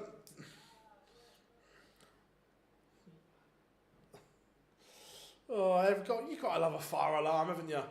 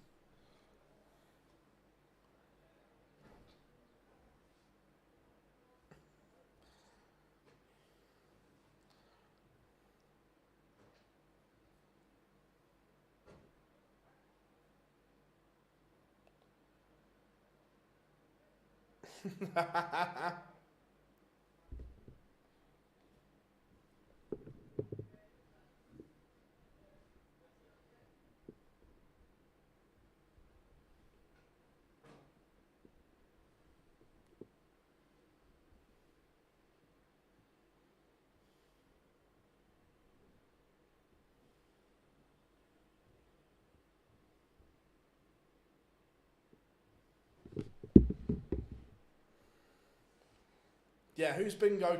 Someone's gone, right, I've got fire alarm on the bingo card.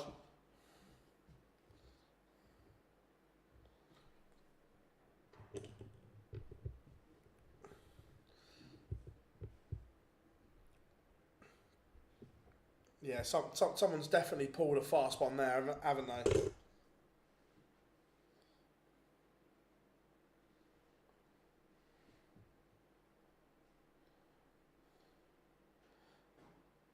I think it was the pyrotechnics. Oh yeah, some extra prep time.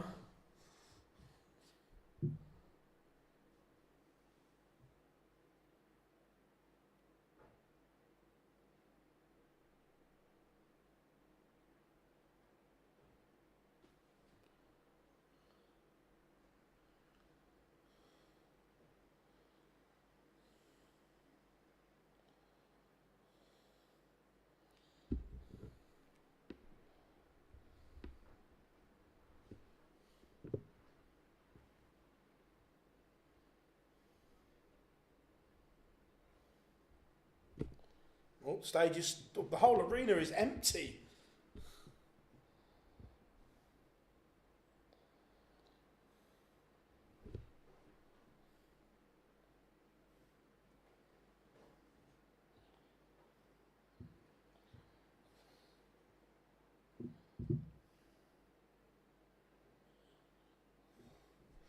fact it's the whole arena is empty.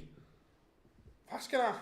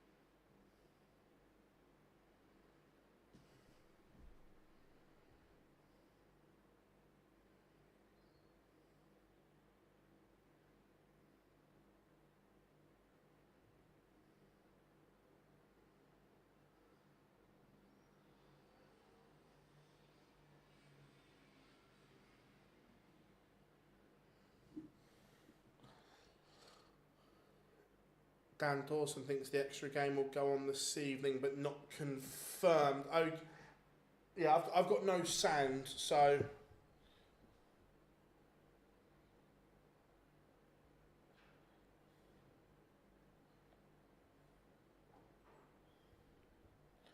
Interesting to see what happens from here.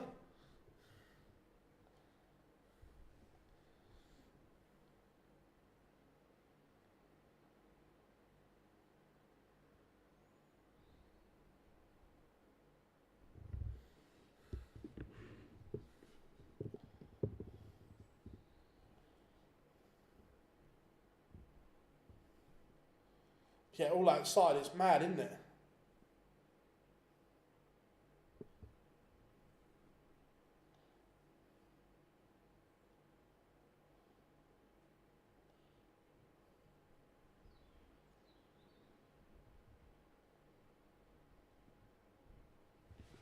Apparently a technical fault. Interesting.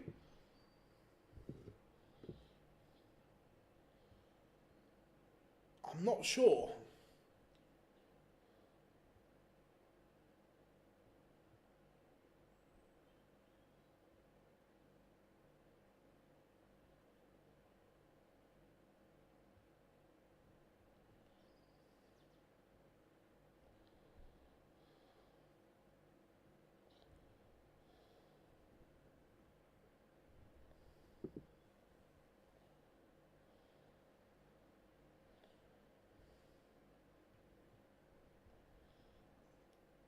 It's going off again. Brilliant.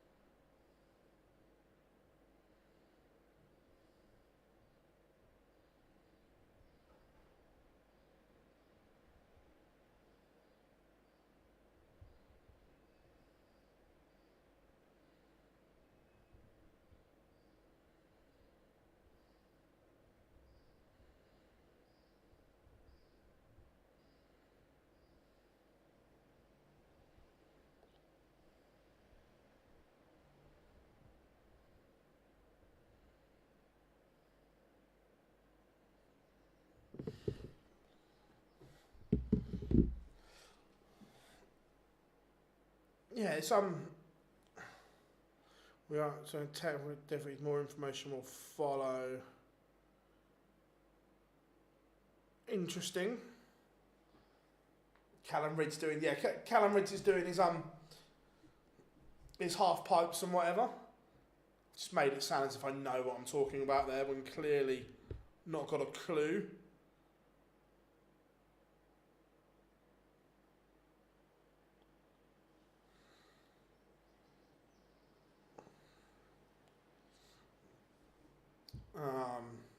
Yeah, interesting. We'll just continue to chat then. Whatever you want, throw it this way.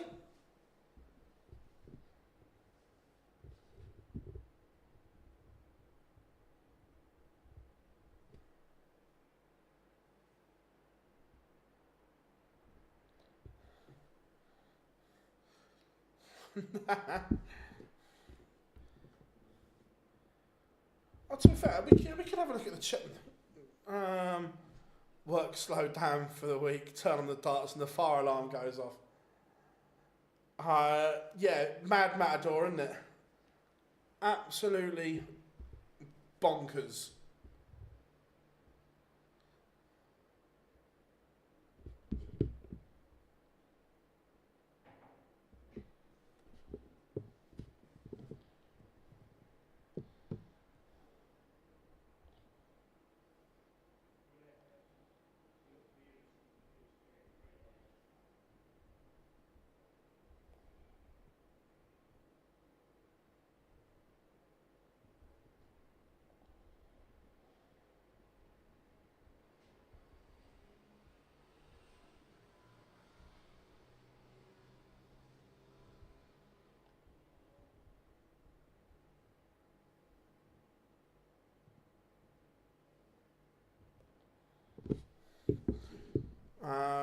My guess is after the replay of where the session is over. I think that as well, but I wish they'd make the call.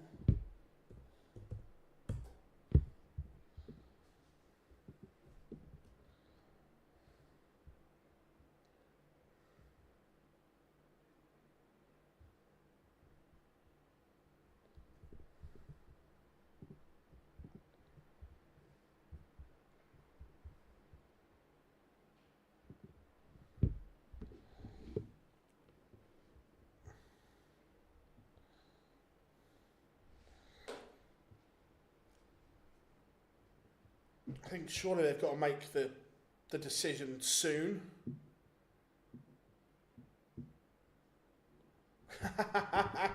That's a great one, Rob. Yeah, when you're all stood out on the old school field, waiting for the... Yeah, you can go back in now, it's safe.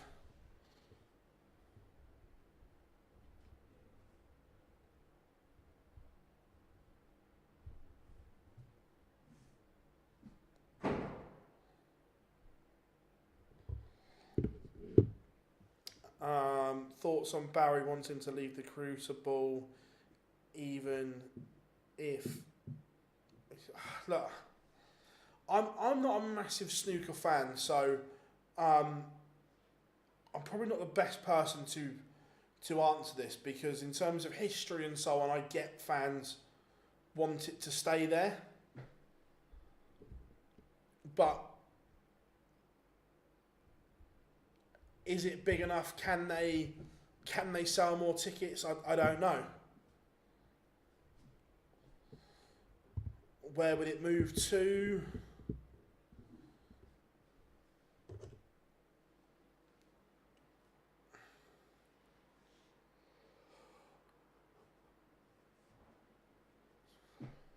Yeah, no, and I get that, bro. That's why I said I'm probably not the best person, because I'm not a massive snooker fan. But we know that maybe it's not what is best for business.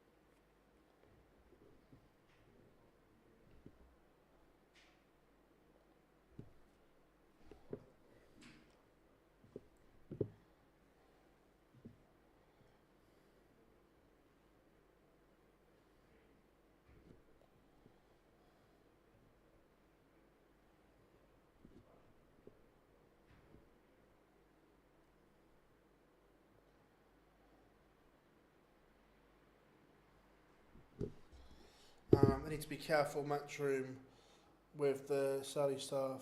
Turkey got booed. Yeah, no, I get all sides of the argument. I genuinely do. It'll be interesting.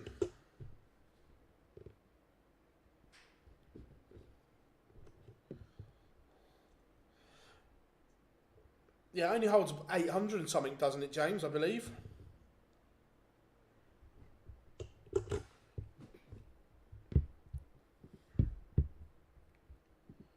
any update on the PDC? No. No update yet.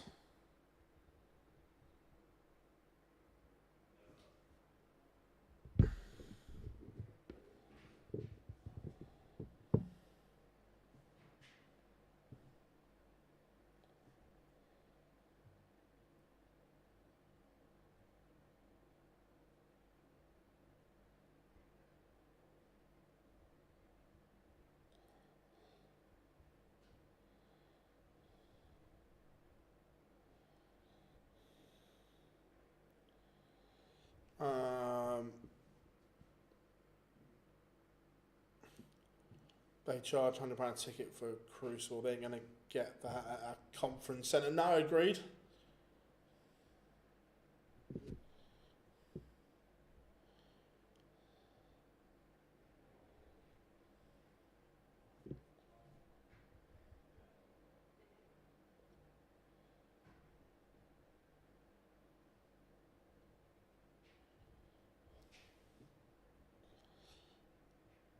So there's been a fire alarm at Aden at the moment. So we don't know.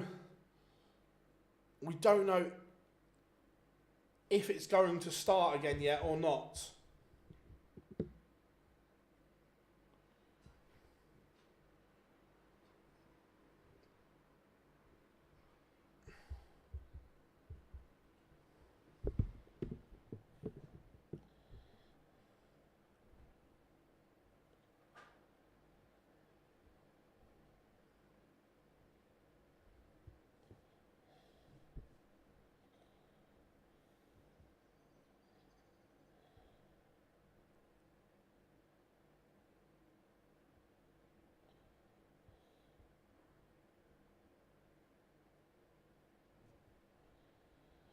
They could play at Ali Pally.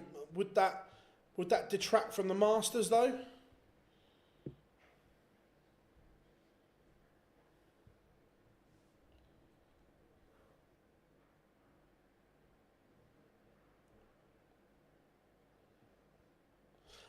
The way it's going, I think so as well.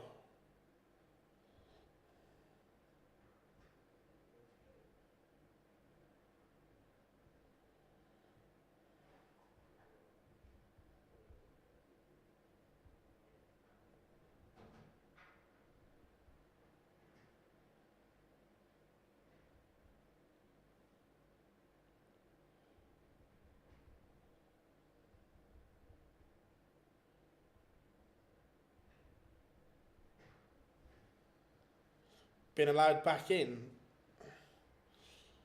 we may get a game.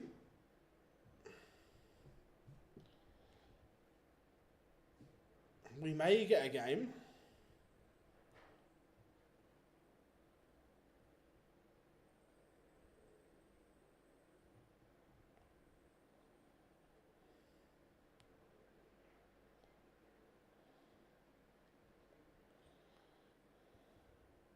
Yeah, I saw it. If you got that kind of money, why wouldn't you?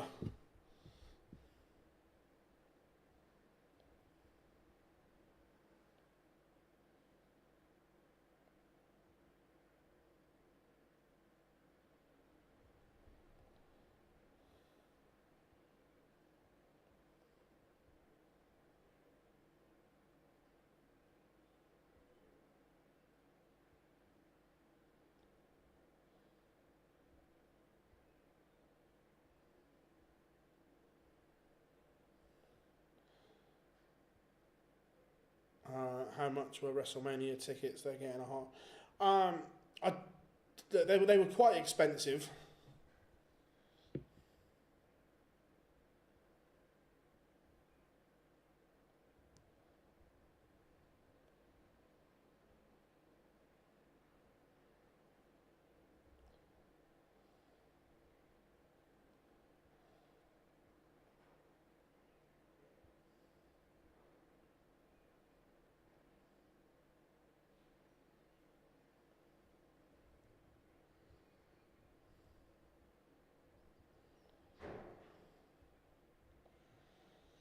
Just waiting.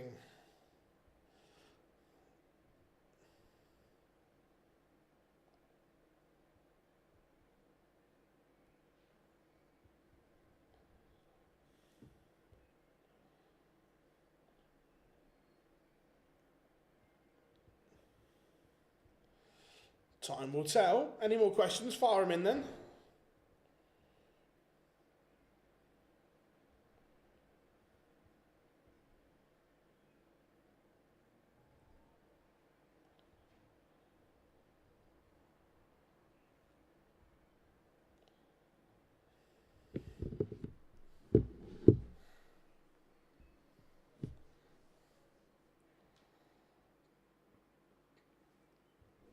Right.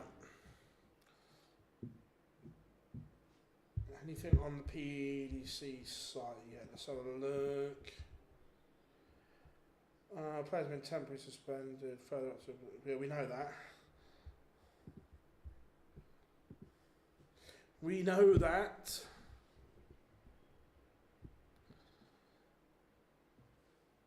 Oh.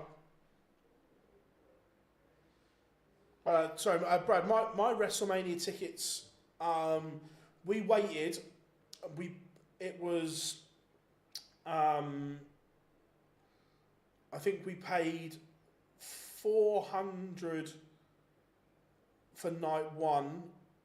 No, sorry. No, 350 for night one. 575 for night two, but we waited.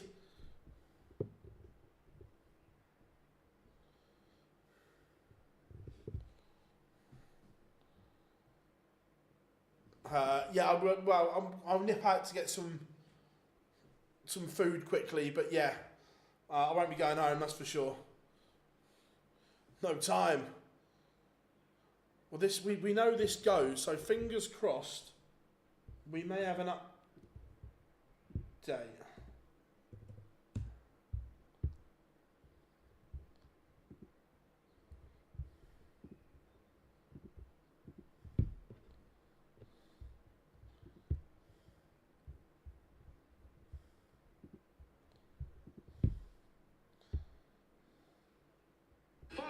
Below Joyce, but the time.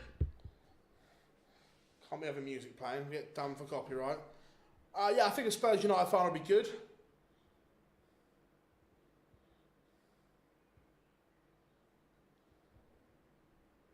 The two-time world champion. So Leon Weber on fire there. Mercifully, the venue is not. However, we are not going to complete the 8th game of the afternoon session. That will come along tonight. So 9 games in a bumper session of darts for you in the European Darts Grand Prix. Normal starting time, though, local time 7 o'clock. We'll be back in a couple of hours from the Glasgows. There we go. So the session is done. We will return for 9 games this evening.